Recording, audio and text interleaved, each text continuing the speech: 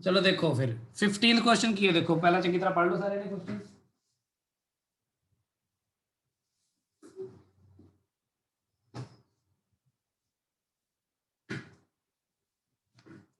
ये देखो, find the work done by friction force on block in 4 second, initially block was at rest. So work done by friction force calculate करना है ਤੁਸੀਂ ਇਹਦੇ ਵਿੱਚ work done by friction force but initially block was at rest ਤੇ 4 second ਚ ਪਤਾ ਕਰਨਾ ਹੈ। ਕਹਿਣ ਦਾ ਭਾਵ ਇਹ 4 ਸੈਕਿੰਡ ਵਿੱਚ ਸਭ ਤੋਂ ਪਹਿਲਾ ਕੰਮ ਤਾਂ ਡਿਸਪਲੇਸਮੈਂਟ ਪਤਾ ਕਰਨਾ ਹੈ, ਕਿਉਂਕਿ ਫ੍ਰਿਕਸ਼ਨ ਦਾ ਤੁਹਾਨੂੰ ਪਤਾ ਹੀ ਹੈ। ਫ੍ਰਿਕਸ਼ਨ ਤੁਸੀਂ ਬਹੁਤ ਆਰਾਮ ਨਾਲ ਇੱਥੇ ਪਤਾ ਕਰ ਸਕਦੇ ਹੋ ਕਿੰਨਾ ਫ੍ਰਿਕਸ਼ਨ ਹੈ। ਦੇਖੋ ਮਿਊ इनटू नॉर्मल रिएक्शन, तो नॉर्मल रिएक्शन कितनी है, दी वेट नीचे 40 न्यूटन होएगा, ऊपर 40 न्यूटन, तो 40 न्यूटन। सो म्यू करके देख लो मल्टीप्लाई, म्यू 0.4 है ते नाल वो 40 न्यूटन है, तो कितना हो जाएगा 16 न्यूटन। 16 न्यूटन ਦਾ ਇੱਥੇ ਫ੍ਰਿਕਸ਼ਨ ਲੱਗ ਰਿਹਾ। ਤੁਸੀਂ ਦੋ ਹੀ ਚੀਜ਼ਾਂ ਪਤਾ ਕਰਨੀ ਹੁੰਦੀਆਂ, ਇੱਕ ਫੋਰਸ ਪਤਾ ਕਰਨਾ ਹੁੰਦਾ ਤੇ ਇੱਕ ਡਿਸਪਲੇਸਮੈਂਟ। ਇਹਦੀ ਬਾਅਦ ਹਾਂਜੀ ਹਾਂਜੀ ਸਰ ਇਹਦੇ ਵਿੱਚ ਜਿਹੜਾ 30 ਨਿਊਟਨ ਹੈ ਐਫ, ਸਰ ਇਹਦੇ ਜਦੋਂ ਆਪਾਂ ਦੋ ਕੰਪੋਨੈਂਟਸ ਬਣਾਉਂਦੇ ਆ ਫਿਰ ਇੱਕ ਤਾਂ ਨਾਰਮਲ ਰਿਐਕਸ਼ਨ ਆ ਗਲਤੀ, ਸੌਰੀ ਇਹ ਚ ਗਲਤ ਹੋ ਗਿਆ, ਉਹ ਹੁਣ ਤਾਂ ਕੀਤਾ ਹੀ ਨਹੀਂ ਆਪਾਂ, ਉਹਦਾ ਕੰਪੋਨੈਂਟ ਬਣਾਉਣਾ ਸੀ ਪਹਿਲਾਂ। ਇਹ ਬਿਲਕੁਲ ਸਹੀ ਕਹਿ ਰਹੀ ਗੱਲ। देखो सो कह लो आ एक था पहले का था पूरा आप सिर्फ जो फ्री बॉडी डायग्राम पूरा नहीं बनाया ना, देखो गलती होगी। देखो अपने तो आ 40 न्यूटन है ते ਇਹਦਾ ਨਾਰਮਲ ਰਿਐਕਸ਼ਨ ਆਪਾਂ ਦੇਖਣਾ ਹੈ ਕਿੰਨਾ ਹੋਏਗਾ। ਨਾਰਮਲ ਰਿਐਕਸ਼ਨ ਲੱਗੇਗਾ ਨੀਚੇ 40 न्यूटन ਕੀ ਹੈ, weight ਹੈ, mg ਬਣਾਇਆ ਕਰੋ, r ਬਣਾਇਆ ਕਰੋ ਤੇ f ਨੂੰ ਪਹਿਲਾਂ ਬਣਾ ਲਿਆ ਕਰੋ। ਆ f ਦੇ ਕੰਪੋਨੈਂਟ ਤਾਂ ਬਣਾਏ ਨਹੀਂ ਨਾ ਆਪਾਂ ਹਲੇ, ਇਹ ਤਾਂ ਬਣਾਣੇ ਆ। f ਦਾ ਇੱਕ ਕੰਪੋਨੈਂਟ ਇਸ ਡਾਇਰੈਕਸ਼ਨ ਚ ਲੱਗੇਗਾ, ਉਹ ਆਪਾਂ ਜਦੋਂ ਅਗਲਾ ਸਟੈਪ ਕਰਦਾ ਨਾ ਫਿਰ ਫਸ ਜਾਣਾ ਸੀ ਮੈਂ ਆਪ ਹੀ ਆਣਾ ਸੀ ਕਿ ਵੀ ਆ ਪਿੱਛੇ ਨੂੰ ਲੈ ਕੇ ਜਾਓ ਵਾਪਸ। ਕੀ ਹੋਏਗਾ f cos 37 डिग्री। 37 डिग्री कितना होगा, f हैगा 30 ਤੇ cos 37 डिग्री कितना ਹੁੰਦਾ देखो 37 4/5 4/5 4/5 5 ਕਰੋਗੇ ਕਿੰਨਾ ਆਏਗਾ 24 न्यूटन। 24 न्यूटन इधर ਨੂੰ ਲੱਗ ਰਿਹਾ ਤੇ ਉੱਪਰ ਨੂੰ ਕਿੰਨਾ ਲੱਗੂਗਾ ਦੇਖੋ 18 न्यूटन। मैं सीधे लिख देना चलो। तो क्या ਇੱਥੇ ਕੀ ਹੈ, ਇੱਥੇ ਦੇਖੋ ਤੁਹਾਡੇ ਕੋਲ ਕੀ ਆਏਗਾ 18 न्यूटन ऊपर आएगा एक प्लस ਜਿਹੜਾ ਨਾਰਮਲ ਰਿਐਕਸ਼ਨ ਆਏਗੀ ਬਰਾਬਰ ਕਿਦੇ ਹੋਣਾ ਚਾਹੀਦਾ ਹੈ 40 ਨਿਊਟਨ। ਤਾਂ ਫਿਰ ਨਾਰਮਲ ਰਿਐਕਸ਼ਨ ਕਿੰਨਾ ਆਏਗਾ 22 न्यूटन। ਹੁਣ 22 ਨੂੰ ਗੁਣਾ ਕਰਾਂਗੇ ਤਾਂ ਫ੍ਰਿਕਸ਼ਨ ਆਏਗਾ ਆਪਣਾ। ਸੋ ਫ੍ਰਿਕਸ਼ਨ ਆਪਾਂ ਸਿਰਫ f ਲਿਖ ਦਿੰਨੇ ਆ ਤੇ ਆਪਾਂ f ਨੂੰ ਬਾਹਰ ਕੈਲਕੂਲੇਟ ਕਰਦੇ ਆ μ * r ਤੇ μ ਕਿੰਨਾ ਆ 0.4 ਤੇ r ਕਿੰਨਾ ਆ 22। ਹੁਣ ਕਰ ਲਓ ਕਿੰਨਾ ਆ 8.8 ਨਿਊਟਨ ਆ ਗਿਆ। ਠੀਕ ਹੈ। ਸੋ ਹੁਣ ਦੇਖੋ ਹੁਣ ਆਪਾਂ ਨੂੰ ਪਤਾ ਕਿ ਆਪਾਂ ਇਹ ਚ ਹਾਂਜੀ ਯੋਗੇਸ਼ ਪੁੱਛੋ ਜਲਦੀ ਵਿੱਚ ਨਾਲ ਹੀ। सर अगर जिदा 30 न्यूटन फोर्स लग रहे तो दो कंपोनेंट्स बना रहे हैं तो मतलब एक 18 न्यूटन ऊपर ਨੂੰ ਲੱਗ ਰਿਹਾ 24 न्यूटन इधर हॉरिजॉन्टली ਲੱਗ ਰਿਹਾ, पर सर ਦੋਨਾਂ ਦਾ ਐਡ ਸਮ 30 नहीं मिलना चाहिए। 30 ਹੈ ਤਾਂ ਮਿਲੇਗਾ ਜੇ ਦੋਨੋਂ ਇੱਕ ਡਾਇਰੈਕਸ਼ਨ ਵਿੱਚ ਬਣਾਏਗਾ। ਤੂੰ ਇੱਕ ਡਾਇਰੈਕਸ਼ਨ ਥੋੜੀ ਬਣ ਰਹੇ ਨੇ, ਵੈਕਟਰਸ ਦੀ ਤਰ੍ਹਾਂ ਐਡ ਕਰਨਾ 18 ਉੱਪਰ ਤੇ 24 ਇੱਧਰ। ਇਹਨਾਂ ਨੂੰ ਤੂੰ ਐਡ ਸਿੱਧਾ ਥੋੜੀ ਕਰੇਗਾ, ਇਹਨਾਂ ਨੂੰ ਵੈਕਟਰ ਦੀ ਤਰ੍ਹਾਂ ਐਡ ਕਰਕੇ ਦੇਖ 30 ਆਏਗਾ ਨਹੀਂ ਆਏਗਾ। ਵੈਕਟਰ ਦੀ ਤਰ੍ਹਾਂ ਐਡ ਕਰਨਾ ਹੁੰਦਾ ਨਾ 18 ਸਕੁਅਰ ठीक है सर जमा 2 18 24 cos 60 ਫਿਰ ਇਹਨੂੰ ਕਰਕੇ ਦੇਖ ਲਾ ਆ ਜਾਊਗਾ 30। ठीक है सर। ਵੈਕਟਰ ਐਡੀਸ਼ਨ ਹੁੰਦਾ ਤਾਂ 30 ਨਿਊਟਨ ਬਣੇਗਾ ਨਾ ਕਿ ਸਿੱਧਾ ਹੀ ਸਕੇਲਰ। ਸੋ 8.8 ਨਿਊਟਨ ਆ ਗਿਆ। ਦੇਖੋ ਬੇਸਿਕਲੀ ਸਿੱਧੀ ਜੀ ਗੱਲ ਆ ਫੋਰਸ 24 ਨਿਊਟਨ ਹੈ ਅੱਗੇ ਨੂੰ, ਪਿੱਛੇ ਨੂੰ 8.8 ਨਿਊਟਨ ਹੈ, ਤਾਂ ਨੈਟ ਫੋਰਸ ਪਤਾ ਕਰ ਲਓਗੇ ਨਾ ਫਿਰ ਇਧਰ ਨੂੰ। Yes sir. ਜਦੋਂ ਨੈਟ ਫੋਰਸ ਪਤਾ ਕਰ ਲਓਗੇ ਉਹਨੂੰ ਫਿਰ ਡਿਵਾਈਡ ਕਰੋਗੇ 4 ਕਿਲੋਗ੍ਰਾਮ ਦੇ ਨਾਲ ਤਾਂ ਤੁਹਾਨੂੰ ਐਕਸਲਰੇਸ਼ਨ ਆ ਜਾਏਗੀ। ਤੇ ਰੈਸਟ ਤੋਂ ਸਟਾਰਟ ਕਰਨਾ ਹੈ ਫਿਰ। एक्सेलरेशन 0 है, सॉरी u 0 है, एक्सेलरेशन जो इथों आएगी ਤੇ ਟਾਈਮ 4 ਸੈਕਿੰਡ ਹੈ ਤੇ ਇਹਦੇ ਨਾਲ ਤੁਸੀਂ ਡਿਸਪਲੇਸਮੈਂਟ ਪਤਾ ਕਰ ਸਕਦੇ ਹੋ ਨਾ ਆਰਾਮ ਨਾਲ। ਯੈਸ। ਤੇ ਜੋ ਡਿਸਪਲੇਸਮੈਂਟ ਮਿਲ ਗਈ ਤੇ ਡਿਸਪਲੇਸਮੈਂਟ ਤੇ ਫ੍ਰਿਕਸ਼ਨ ਵਿੱਚ 180 ਡਿਗਰੀ ਦਾ ਐਂਗਲ ਹੈ। ਸੋ ਫਿਰ ਫ੍ਰਿਕਸ਼ਨ ਇਨਟੂ ਜੋ ਡਿਸਪਲੇਸਮੈਂਟ ਆਏਗੀ cos 180 ਡਿਗਰੀ ਆਪਣਾ ਆਨਸਰ ਆ ਜਾਏਗਾ। ਇਹ ਹੁਣ ਕਰ ਲੋਗੇ ਨਾ, ਇਹ ਤਾਂ ਇਸ ਤਰ੍ਹਾਂ ਦੇ ਆਪਾਂ ਕੁਐਸਚਨ ਪਹਿਲਾਂ ਵੀ ਕੀਤੇ ਆ। ਠੀਕ ਹੈ ਜੀ ਗੱਲ। Yes sir. ਸੋ ਬਸ ਇਹ ਕਿ ਇੱਕ ਵਾਰ ਡਾਇਗਰਾਮ 'ਚ ਸਾਰੇ ਫੋਰਸਿਸ ਕੰਪੋਨੈਂਟ ਨੂੰ ਪਹਿਲਾਂ ਕਰ ਲਿਆ ਕਰੋ ਫਿਰ ਕਰੋਗੇ, ਨਹੀਂ ਤਾਂ ਦੇਖੋ ਗਲਤੀ ਹੋ ਜਾਂਦੀ ਆਪਾਂ ਜਲਦੀਬਾਜ਼ੀ ਜਿਵੇਂ ਉਹ ਕਰਕੇ ਚੱਲੇ ਸੀ। ਚੰਗਾ ਹੈ ਉਹਨੇ ਯਾਦ ਕਰਾਤਾ। 16ਵਾਂ ਕੁਐਸਚਨ ਦੇਖੋ, ਇਹ ਕੱਲ ਕੀਤਾ ਆਪਾਂ, ਬਹੁਤ ਸੌਖਾ ਹੈ, ਬਸ ਇਹ 'ਚ ਕੁਝ ਖਾਸ ਗੱਲਾਂ ਦਾ ਧਿਆਨ ਰੱਖਣ ਦੀ ਲੋੜ ਸੀ ਆਪਾਂ ਨੂੰ। ਉਹ ਕਿਵੇਂ ਸੀ ਦੇਖੋ।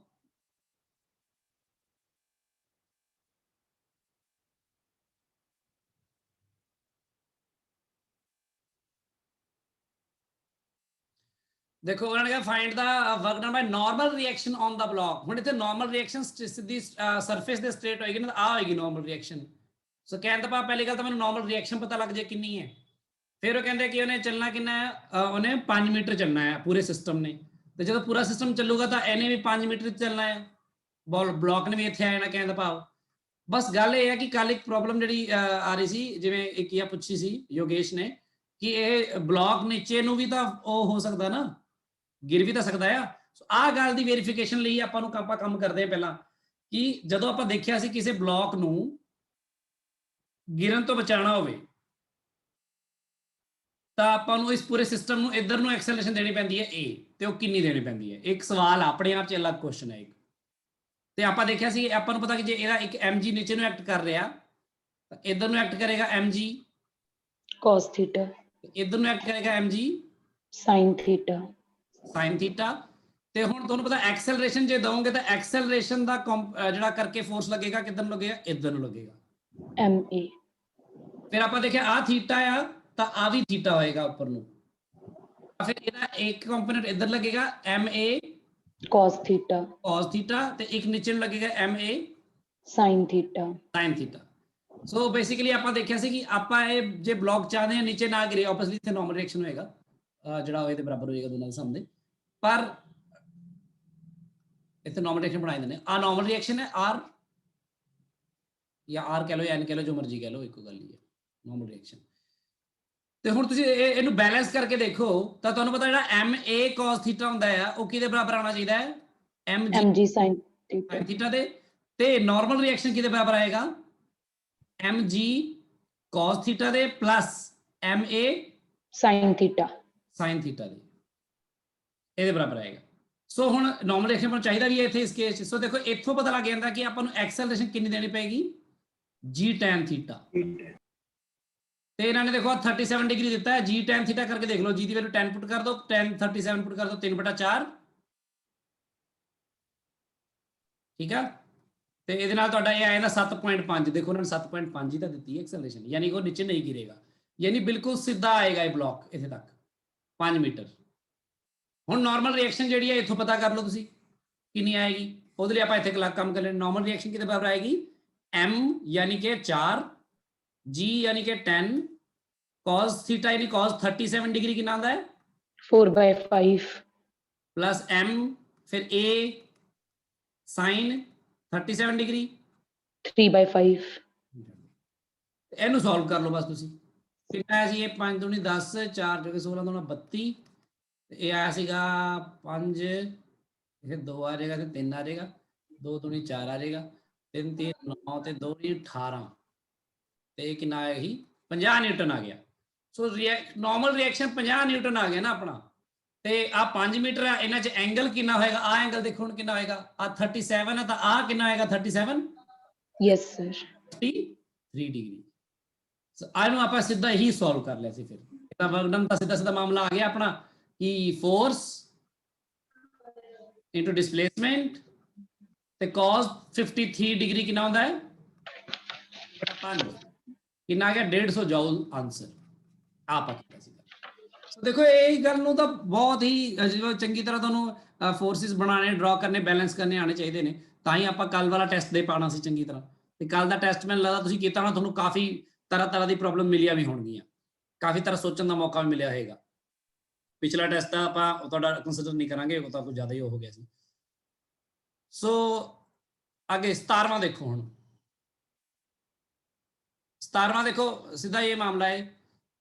17ਵਾਂ ਵਿੱਚ a man moves on a straight horizontal road with a block of 2 kilo ਦਾ, ਮਤਲਬ ਕਹਿੰਦਾ ਇੱਕ ਬੰਦਾ ਆ, ਉਹਨੇ ਆਪਣੇ ਹੱਥ 'ਚ 2 ਕਿਲੋ ਦਾ ਇੱਕ ਬਲੌਕ ਫੜਿਆ ਹੋਇਆ in his hand, if he covers a distance of 40 metre, 40 metre ਦਾ ਉਹ ਡਿਸਟੈਂਸ ਤੈਅ ਕਰਦਾ ਹੈ ਬੰਦਾ, ਉਹਨੂੰ ਲੈ ਕੇ ਬਲੌਕ ਨੂੰ ਹੱਥ 'ਚ 40 metre. find the work done by the man on the block during the motion। ਦੇਖੋ ਇਹ ਸਿੱਧਾ ਹੀ ਗੱਲ ਆ ਕਿ ਬੰਦਾ ਆਪ ਜੇ ਉਹਨੂੰ ਲੈ ਕੇ ਜਾ ਰਿਹਾ ਤਾਂ ਬੰਦਾ ਹੀ ਉਹਦੇ ਉੱਪਰ ਵਰਕ ਕਰ ਰਿਹਾ ਨਾ, ਠੀਕ ਹੈ।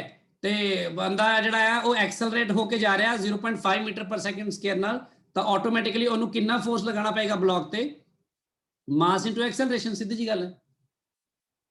ਠੀਕ, ਬੰਦਾ ਉਹਨੂੰ ਸਿਰਫ ਯਾਨੀ ਕਹਿੰਦੇ ਮੈਂ ਲੈ ਕੇ ਕੈਰੀ ਕਰਕੇ ਜਾ ਰਿਹਾ ਆਪ ਬੰਦਾ, ਮਤਲਬ ਇੱਥੇ ਤਾਂ ਜਿਹੜਾ ਮਾਸ ਹੈ ਇਹਦਾ ਬੰਦੇ ਦਾ ਕਿੰਨਾ, ਨਹੀਂ ਬਲੌਕ ਦਾ ਕਿੰਨਾ 2, ਤੇ ਐਕਸਲਰੇਸ਼ਨ ਕਿੰਨੀ 0.5, ਤਾਂ ਫੋਰਸ ਲੱਗੇਗਾ ਕਿੰਨਾ 1 ਲੱਗੇਗਾ ਫੋਰਸ। ਤੇ 40 ਮੀਟਰ 40 ਜੂਲ ਆਂਸਰ ਆ ਰਿਹਾ ਇਹਦਾ। Yes, sir. 40 joule. ਠੀਕ ਹੈ, 1 ਨਿਊਟਨ ਫੋਰਸ ਲੱਗੇਗਾ ਉੱਤੇ ਤੇ ਬਾਕੀ 40 ਮੀਟਰ ਉਹ ਲੈ ਕੇ ਗਿਆ। ਸਿੱਧੀ ਜੀ ਗੱਲ ਹੈ। Sir, वो समझ नहीं आया। ਕਿਵੇਂ ਇਹਦੇ ਚ ਕੀ ਸਮਝ ਨਹੀਂ? ਬੋਲੋ ਬੋਲੋ ਜੋ ਵੀ ਦਿਮਾਗ। Sir, वो force का तो लगाऊगा, हाथ च फड़ के ले जाऊगा। ਜਦੋਂ ਤੁਸੀਂ ਕਿਸੇ ਚੀਜ਼ ਨੂੰ ਲੈ ਕੇ ਜਾਓਗੇ ਹਨਾ, ਤਾਂ ਮਤਲਬ ਕਹਿੰਦਾ ਇਹ ਨਹੀਂ ਕਿ ਉਸ ਨੂੰ ਤੁਸੀਂ ਜਿਵੇਂ ਇੱਕ ਤਾਂ ਹੁੰਦਾ ਕਿ ਉਸ ਬਾਕਸ ਨੂੰ ਮੈਂ ਕਹਿੰਦੀ ਕਿ ਸਲਾਈਡ ਕਰਕੇ ਹੈ ਨਾ, ਜਾਂ ਉਸ ਜਗ੍ਹਾ ਤੇ ਰੱਖ ਕੇ ਕਿਸੇ ਉੱਤੇ ਫਰਸ਼ ਤੇ ਉਹ ਧੱਕਾ ਮਾਰ ਕੇ ਲੈ ਕੇ ਜਾ ਰਿਹਾ ਹੋਵੇ, ਫਿਰ ਤੁਹਾਨੂੰ ਲੱਗਣਾ ਸੀ ਨਾ ਇਹ ਠੀਕ ਆ ਹਨਾ। Yes, sir. ਹੁਣ ਉਹਨੇ ਉਹਨੂੰ ਫੜਿਆ ਹੋਇਆ ਬਸ। ਤੇ ਆਪਾਂ ਜਦੋਂ ਦੇਖਦੇ ਕਿ ਜਦੋਂ ਕੋਈ ਫੋਰਸ ਕਹਿੰਦਾ ਮਤਲਬ ਕਿਸੇ ਬੋਡੀ ਦੇ ਉੱਪਰ ਜੇ ਬੋਡੀ ਐਕਸੈਲਰੇਟ ਹੋ ਰਹੀ ਕਿ ਨਹੀਂ ਹੋ ਰਹੀ, ਜਿਵੇਂ ਜਿਵੇਂ ਉਹ ਲੈ ਕੇ ਜਾ ਰਿਹਾ ਉਹਨੂੰ, फिर सर बंदा एक्सेलरेट हो रहा है, फिर बॉल ते सुडो फोर्स भी तो लगूगी पीछे। ਦੇਖੋ ਨਾ ਮੇਰੀ ਗੱਲ ਸੁਣੋ, ਆਪਾਂ ਫੋਰਸ ਜਿਹੜਾ ਵਰਕ ਡਨ ਕੈਲਕੂਲੇਟ ਕਰਨਾ, ਵਰਕ ਡਨ ਕੈਲਕੂਲੇਟ ਕਿਹਦੇ ਕਰਕੇ ਕਰਨਾ? ਬੰਦੇ ਦੇ ਕਰਕੇ ਕਰਨਾ ਕਿ ਬॉल ਕਰਕੇ ਕਰਨਾ? ਪਹਿਲਾਂ ਆ ਦੱਸ। ਮੰਨ ਲੈ बंदे करती। ਇੱਥੇ ਇਹ ਆ ਇੱਕ ਬੱਚਾ ਆ ਤੇ ਉਹ ਇੱਕ ਪਤੰਗ ਨੂੰ ਇੱਥੇ ਇਹਨੇ ਪਤੰਗ ਆਪਣੇ ਐਵੇਂ ਸਾਹਮਣੇ ਪੇਟ ਤੇ ਲਾਇਆ ਹੈ, ਇਸ ਤਰ੍ਹਾਂ ਫੜਿਆ ਹੋਇਆ ਹੈ ਤੇ ਹੱਥ ਦੋਨੋਂ ਉਹਨੇ ਸਿੱਧੇ ਰੱਖੇ ਨੇ, ਮਤਲਬ ਪਤੰਗ ਨੂੰ ਟੱਚ ਨਹੀਂ ਕਰ ਰਿਹਾ ਉਹ, ਠੀਕ ਹੈ ਕਲੀਅਰ? Yes, sir. ਉਹ ਭੱਜ ਰਿਹਾ ਬੰਦਾ ਇੱਧਰ ਨੂੰ ਭੱਜ ਰਿਹਾ ਐਕਸਲਰੇਸ਼ਨ A ਦੇ ਨਾਲ, ਤਾਂ ਉਸ ਪਤੰਗ ਦੇ ਉੱਪਰ ਜਿਹੜਾ ਫੋਰਸ ਲੱਗ ਰਿਹਾ, ਪਤੰਗ ਦੇ ਉੱਪਰ ਫੋਰਸ ਲੱਗ ਰਿਹਾ, ਜਿਹੜਾ ਸ਼ੂਡੋ ਫੋਰਸ ਲੱਗ ਰਿਹਾ, ਉਹ ਸ਼ੂਡੋ ਫੋਰਸ ਲੱਗ ਰਿਹਾ ਕਿੰਨਾ? MA, जिन्ना का height दा weight into mass obviously mass into that। ਜੇ ਪਤੰਗ ਦੇ ਕਰਕੇ ਉਸ ਬੱਚੇ ਦੇ ਪੇਟ ਦੇ ਉੱਪਰ ਇੰਨਾ ਫੋਰਸ ਲੱਗ ਰਿਹਾ, ਤਾਂ ਉਸ ਬੰਦੇ ਦੇ ਕਰਕੇ ਪਤੰਗ ਤੇ ਕਿੰਨਾ ਲੱਗ ਰਿਹਾ ਹੋਏਗਾ ਫਿਰ? सेम, क्योंकि उत्थी है ਆਪਾਂ MA। ਉਹ ਵਾਲੀ ਰਿਐਕਸ਼ਨ ਲੈ ਕੇ ਚੱਲ ਰਹੇ ਹਾਂ ਉਹਦੀ, ਜਿਹੜਾ ਉਸ ਬੰਦੇ ਨੇ ਉਹਨੂੰ ਫੜਿਆ ਆ ਬੋਡੀ ਨੂੰ, ਤਾਂ ਉਹਨੂੰ ਲੈ ਕੇ ਜਾ ਰਿਹਾ ਨਾ, ਤਾਂ ਬੰਦਾ ਜਿਹੜਾ ਉਸ ਤੇ ਇੰਨਾ ਫੋਰਸ ਲਗਾ ਰਿਹਾ, ਆਹ ਵਾਲਾ ਫੋਰਸ ਤਾਂ ਲੱਗ ਹੀ ਨਹੀਂ ਰਿਹਾ ਨਾ ਪਤੰਗ ਉਸ ਬੋਡੀ ਤੇ, ਇਹ ਤਾਂ ਉਸ ਬੋਡੀ ਦੇ ਕਰਕੇ ਬੇਸਿਕਲੀ ਕੋਈ ਬੰਦੇ ਨੇ ਫੜਿਆ ਤਾਂ ਬੰਦੇ ਨੂੰ ਲੱਗ ਰਿਹਾ, ਉਹਦਾ ਰਿਐਕਸ਼ਨ ਨਾਲ ਦੀ ਨਾਲ ਉਸ ਬੋਡੀ ਨੂੰ ਮਿਲ ਰਿਹਾ। Yes, ਤਾਂ ਉਹ ਜਿਹੜੀ ਐਕਸਲਰੇਸ਼ਨ ਹੈ ਉਹਨੂੰ ਸਿੱਧਾ ਹੀ ਇਹਦੇ ਨਾਲ ਗੁਣਾ ਕੀਤਾ, ਤਾਂ ਆਪਾਂ ਨੂੰ ਇੱਕ ਐਕਸਲਰੇਸ਼ਨ ਆ ਗਈ, 1 ਨਿਊਟਨ ਫੋਰਸ ਆ ਗਿਆ ਤੇ 40 ਮੀਟਰ ਦਾ ਡਿਸਪਲੇਸਮੈਂਟ ਆ ਗਈ, ਤੇ ਆਪਾਂ ਨੂੰ ਸਿੱਧਾ ਹੀ ਉਹਨੂੰ ਕਰਤਾ। ਠੀਕ ਹੈ, okay, sir. ਬਾਕੀ ਇਦਾਂ ਦੀ ਹੋਰ ਸਿਚੁਏਸ਼ਨ ਥੋੜਾ ਹੋਰ ਘੁਮਾ ਕੇ ਆਣੀ ਹੈ, ਫਿਰ ਆਪਾਂ ਨੂੰ ਹੋਰ ਬੈਟਰ ਕਲੀਅਰ ਹੋ ਜਾਏਗਾ। ਇਹ ਥੋੜਾ ਕੁਐਸਚਨ ਵੈਸੇ ਇੱਥੇ ਮੈਨੂੰ ਲੱਗਦਾ ਨਹੀਂ, ਇਹਦੇ ਨਾਲੋਂ ਬੈਟਰ ਕੁਝ ਹੋਰ ਤਰ੍ਹਾਂ ਵੀ ਇਹਨੂੰ ਪਾ ਦਿੰਦੇ ਤਾਂ ਹੋਰ ਵਧੀਆ ਹੁੰਦਾ। ਚਲੋ ਇੱਕ ਹੋਰ ਦੇਖੋ, a particle of mass m moves in a straight line with retardation potential to its displacement. A particle of mass m moves in a straight line with retardation proportional to its displacement. So particle the mass ਹੈਗਾ m ਤੇ ਉਹਦੀ ਜਿਹੜੀ retardation ਹੈ, ਜਿਹਨੂੰ acceleration ਕਹਿੰਦੇ ਆਪਾਂ a, ਹਨਾ, proportional to it's displacement ਹੈ। ਪਰ ਰਿਟਾਰਡੇਸ਼ਨ ਹੈ ਇੱਥੇ, ਤਾਂ ਰਿਟਾਰਡੇਸ਼ਨ ਨੂੰ ਜੇ ਆਪਾਂ ਮੈਥਮੈਟਿਕਲੀ ਲਈਏ ਤਾਂ ਮੈਥਮੈਟਿਕਲੀ ਰਿਟਾਰਡੇਸ਼ਨ ਨੂੰ ਜੇ ਆਪਾਂ ਐਕਸਲਰੇਸ਼ਨ ਦੀ ਫਾਰਮ ਚ ਲਿਖੀਏ ਤਾਂ -a ਲਿਖਾਂਗੇ ਆਪਾਂ। Yes, sir. ਠੀਕ ਹੈ, ਇਹ ਪ੍ਰੋਪੋਰਸ਼ਨਲ ਟੂ ਹੈਗੀ ਹੈ ਡਿਸਪਲੇਸਮੈਂਟ। ਉਹ ਕਹਿੰਦੇ find the expression for loss of energy, kinetic energy for any displacement x। तो x displacement loss of kinetic energy पता करना है। देखो जो तो तुझे लॉस ऑफ काइनेटिक एनर्जी पता करना होता है ना, तो बेसिकली ਤੁਹਾਨੂੰ ਚੇਂਜ ਇਨ ਵੈਲੋਸਿਟੀ ਜਾਂ ਵੈਲੋਸਿਟੀ ਚੇਂजेस ਜਿਹੜੇ ਆਉਂਦੇ ਨੇ ਹਨਾ, ਉਹ ਬਹੁਤ ਇੰਪੋਰਟੈਂਟ ਹੁੰਦੇ ਨੇ। ਆਪਾਂ ਉਹਦੇ ਫਾਰਮ ਚ ਲੈ ਕੇ ਆਉਣਾ ਹੁੰਦਾ ਚੀਜ਼ ਨੂੰ। ਜਿਹੜੀ ਐਕਸਲਰੇਸ਼ਨ ਹੈ ਕਿਉਂਕਿ x ਦੇ ਨਾਲ ਵੇਰੀ ਕਰ ਰਹੀ ਹੈ, ਤੇ ਜਦੋਂ ਵੀ ਐਕਸਲਰੇਸ਼ਨ, ਹੁਣ ਤੁਸੀਂ ਧਿਆਨ ਨਾਲ ਸਮਝੋ ਗੱਲ ਨੂੰ, ਜਿਹੜੀ ਜਦੋਂ ਐਕਸਲਰੇਸ਼ਨ ਵੇਰੀ ਕਰਦੀ ਹੈ, ਮੈਂ ਤੁਹਾਨੂੰ ਸ਼ਾਇਦ ਪਹਿਲਾਂ ਵੀ ਸਮਝਾਇਆ ਸੀ, ਜੇ ਐਕਸਲਰੇਸ਼ਨ ਤੁਹਾਡੀ ਵਿਦ ਟਾਈਮ ਵੇਰੀ ਕਰ ਰਹੀ ਹੋਵੇ, with time, ਤਾਂ acceleration the expression in terms of time given ਹੁੰਦਾ ਹੈ, a of t ਕਹਿ ਦਿੰਦੇ ਆਪਾਂ, ਜਿਵੇਂ f of t ਕਹਿ ਦਿੰਦੇ ਆ, f of function। ਤਾਂ ਆਪਾਂ acceleration ਨੂੰ dv by dt ਲਿਖਦੇ ਆ, ਹਨਾ, ਤੇ ਆਪਾਂ ਫਿਰ dv Yes, sir. 18 into dt ਕਰਕੇ ਦੋਨੋਂ ਪਾਸੇ ਇੰਟੈਗਰਲ ਕਰ ਲੈਂਦੇ ਆ। ਕਲੀਅਰ ਹੈ ਗੱਲ? ਪਰ Yes. acceleration ਤੁਹਾਡੀ ਡਿਸਟੈਂਸ ਨਾਲ ਮੂਵ ਕਰ ਰਹੀ ਹੋ, ਚੇਂਜ ਹੋ ਰਹੀ ਹੈ, a of x, ਤਾਂ ਆਪਾਂ a ਨੂੰ ਕੀ ਲਿਖਦੇ ਆ, v dv by dx, a of x, ਕਿਉਂਕਿ a of x the function ਇੱਥੇ ਹੁਣ ਤਾਂ ਕਿ dx ਉਧਰ ਜਾਏ। ਹੁਣ ਆ ਕਿਵੇਂ ਆਇਆ ਪਤਾ ਸਾਰਿਆਂ ਨੂੰ? ਤੁਹਾਨੂੰ ਸਮਝਾਇਆ ਸੀ Yes, sir. ਜਿਹੜਾ dv by dt ਹੁੰਦਾ ਹੈ ਐਕਸਲਰੇਸ਼ਨ 'ਚ, ਜੇ ਆਪਾਂ ਇਸ dv by dt ਨੂੰ dx ਨਾਲ ਗੁਣਾ ਤੇ dx ਨਾਲ ਬਟਾ ਕਰ ਦਈਏ, ਤਾਂ dx by dt ਜਿਹੜਾ ਹੁੰਦਾ ਇਹ ਬਣ ਜਾਂਦਾ ਹੈ v ਤੇ ਉੱਪਰ ਬਚਦਾ ਇਕੱਲਾ dv ਤੇ ਨੀਚੇ ਬਚਦਾ dx। ਸੋ ਐਕਸਲਰੇਸ਼ਨ ਨੂੰ ਇਸ ਤਰ੍ਹਾਂ ਵੀ ਯੂਜ਼ ਕਰ ਸਕਦੇ ਹਾਂ।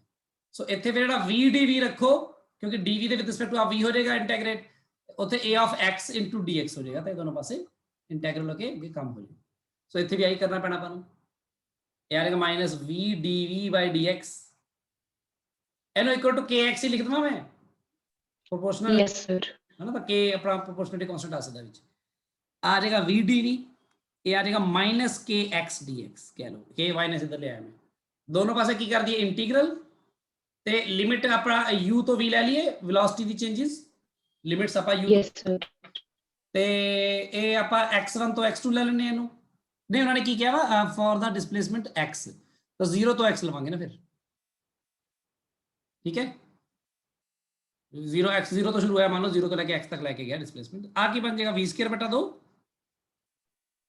ਲਿਮਿਟ ਆਏਗੀ u ਤੋਂ ਲੈ ਕੇ v ਤੱਕ ਤੇ ਇਹ ਆ ਜਾਏਗਾ ਮਾਈਨਸ k x ਸਕੁਅਰ ਬਟਾ 2, 0 ਤੋਂ ਲੈ ਕੇ x ਤੱਕ, ਇਹਨੂੰ ਪੁੱਟ ਕਰ ਦੋ, ਇਹ ਬਣ ਜਾਏਗਾ v ਸਕੁਅਰ ਬਟਾ 2 ਮਾਈਨਸ u ਸਕੁਅਰ ਬਟਾ 2 x ਸਕੁਅਰ ਬਟਾ 2। ਤੇ ਇਸ ਤੋਂ ਬਾਅਦ ਤੁਸੀਂ ਦੇਖੋ ਆਪਾਂ ਲਾਸ ਆਫ ਕਾਈਨੈਟਿਕ એનર્ਜੀ ਪਤਾ ਕਰਨਾ ਨਾ, ਤਾਂ ਮੈਨੂੰ ਤਾਂ ਲੱਗ ਰਿਹਾ m ਨਾਲ ਮਲਟੀਪਲਾਈ ਕਰ ਦੋ ਬਸ ਦੋਨੋਂ ਪਾਸੇ, ਸਿੱਧਾ ਹੀ ਆ ਜਾਏਗਾ yes sir v ਸਕੁਅਰ ਬਟਾ 2 u ਸਕੁਅਰ ਬਟਾ 2 ਹੈਗਾ ਹੀ ਆ, ਇਹਨੂੰ m ਨਾਲ ਗੁਣਾ ਕਰ ਦੋ, ਇਹਨੂੰ m ਨਾਲ ਗੁਣਾ ਕਰ ਦੋ, half m v square half m v, ਇਹਨੂੰ ਵੀ m ਨਾਲ ਕਰਨਾ ਪੈਣਾ, ਆਨਸਰ ਆ ਜਾਏਗਾ। ਇਹ ਚ x ਗਿਵਨ ਡਿਸਪਲੇਸਮੈਂਟ ਸੀ, m ਮਾਸ ਵੀ ਗਿਵਨ ਸੀ, ਪ੍ਰੋਪੋਰਸ਼ਨੈਲਿਟੀ ਕਾਂਸਟੈਂਟ ਆਪਾਂ ਜਿਸ ਵੀ ਪ੍ਰੋਪੋਰਸ਼ਨਲ ਰਿਲੇਸ਼ਨ ਗਿਵਨ ਉਹਨੂੰ ਨਾਲ ਯੂਜ਼ ਕਰ ਸਕਦੇ ਹਾਂ ਆਨਸਰ ਚ ਹਮੇਸ਼ਾ ਹੀ, ਕਿਉਂਕਿ ਪ੍ਰੋਪੋਰਸ਼ਨੈਲਿਟੀ ਕਾਂਸਟੈਂਟ ਆਪਾਂ ਇੰਟਰੋਡਿਊਸ ਕਰਨਾ ਹੁੰਦਾ ਆਪਣੇ ਆਪ, ਠੀਕ ਹੈ ਜੀ ਗੱਲ। yes sir ਇਹ ਸੀਗਾ 18ਵਾਂ ਤੇ 19ਵਾਂ ਦੇਖੋ ਕੀ ਹੈ, a block of mass weight 100 Newton is slowly slid up a smooth incline of inclination 37 degree by a person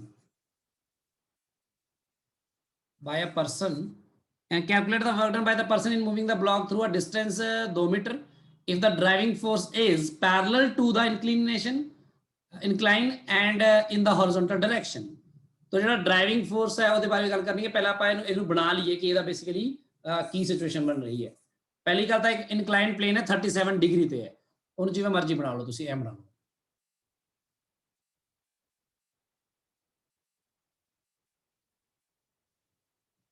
ਇਹਦੇ ਉੱਪਰ ਮਾਸ ਪਿਆ ਆ ਕਿਸੇ ਵਿਚਕਾਰ ਸੈਂਟਰ ਚ, ਆਪਾਂ ਇਸ ਲਈ ਲਿਖਦੇ ਹਾਂ ਕਿਉਂਕਿ ਆਪਾਂ ਡਾਇਗਰਾਮ ਸਾਫ਼ ਬਣਾ ਸਕੀਏ ਉਹਦਾ, ਬਸ ਚਾਹੇ ਸਭ ਤੋਂ ਨੀਚੇ ਸ਼ੁਰੂ ਕਰਨਾ ਮੋਸ਼ਨ ਤਾਂ ਵੀ 37 ਡਿਗਰੀ ਹੈ। ਬੋਡੀ ਦਾ weight ਸਿੱਧਾ ਹੀ 100 ਨਿਊਟਨ ਹੈ, ਉਹਨੂੰ ਜੀ ਨਾਲ ਗੁਣਾ ਨਾ ਕਰਨ ਲੱਗ ਜਾਓ, ਸਿੱਧਾ ਹੀ 100 ਨਿਊਟਨ ਹੈ, ਬਸ weight ਹੀ ਗਿਵਨ ਹੈ ਪਹਿਲਾਂ ਹੀ। ਤੇ ਤੁਹਾਨੂੰ ਪਤਾ ਹੈ ਬੋਡੀ ਦੇ ਵਿੱਚ ਦੋ ਇਹਦੇ ਕੰਪੋਨੈਂਟ ਹੋਣਗੇ, ਇੱਕ ਇੱਧਰ ਬਣੇਗਾ 100 cos 37 ਤੇ ਇੱਧਰ ਬਣੇਗਾ 100 sin 37, ਆ ਤਾਂ ਐਕਟ ਕਰੇਗਾ ਨੀਚੇ ਹੀ, ਇਹ ਤਾਂ ਕਦੀ ਨਹੀਂ ਬਦਲੇਗਾ ਆਪਣੀ ਜਗ੍ਹਾ।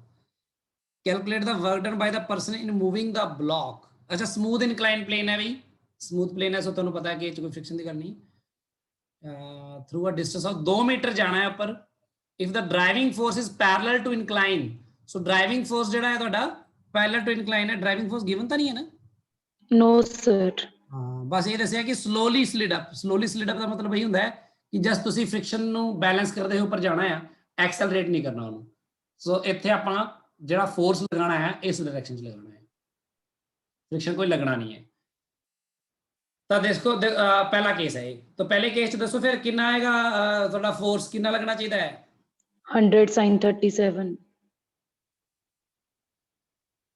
ਤੇ ਡਿਸਪਲੇਸਮੈਂਟ ਵੀ ਉਸੇ ਡਾਇਰੈਕਸ਼ਨ 'ਚ ਹੋਏਗੀ, cos 0 ਆਏਗਾ ਤੇ ਕਿੰਨਾ ਆਏਗਾ sin 37 3/5 60 न्यूटन आ जाएगा, 60 ਨਿਊਟਨ ਤੇ ਡਿਸਪਲੇਸਮੈਂਟ ਕਿੰਨੀ 2 मीटर 2 ਮੀਟਰ ਤੇ ਸਿੱਧਾ 120 ਜੂਲ ਆ ਗਿਆ ਆਨਸਰ।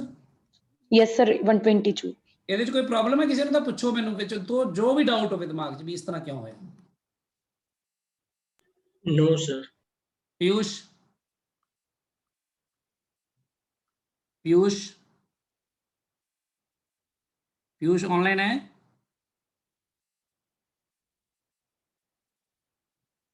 पीयूष मेरी Yes, आ रही है?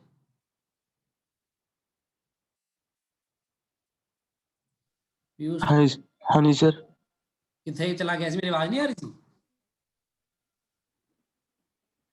पीयूष हाँ जी सर, आवाज नहीं आ रही? नेटवर्क सर मैं कह रहा थे कोई प्रॉब्लम सर डिस्कनेक्ट हुई ਜਾਂਦੇ इस क्वेश्चन? नहीं सर, ਇਹ ਸਰ ਕੋਈ ਪ੍ਰੋਬਲਮ ਨਹੀਂ। ਮੈਨੂੰ ਲੱਗ ਰਿਹਾ ਤੈਨੂੰ ਹੋਣੀ ਚਾਹੀਦੀ ਹੈ ਇੱਥੇ ਪ੍ਰੋਬਲਮ। ਨਹੀਂ ਸਰ। ਕੱਲ ਤੂੰ ਪੁੱਛ ਰਿਹਾ ਸੀ ਨਾ ਕੁਝ ਨਹੀਂ ਸਰ। ग्रुप च पूछ रहा ਸੀ ਤੂੰ ਕੁਝ ਕਿ ਵੀ ਫੋਰਸ ਜਿਹੜਾ ਤੋਂ ਜ਼ਿਆਦਾ ਹੋਣਾ ਚਾਹੀਦਾ ਹੈ, ਜੇ ਥੋੜਾ ਜ਼ਿਆਦਾ ਹੋਏਗਾ ਤਾਂ ਐਕਸਲਰੇਟ ਹੋਏਗੀ, ਇਹ ਉਹ ਇਦਾਂ ਦੀ ਗੱਲਾਂ ਸੀ ਕੁਝ।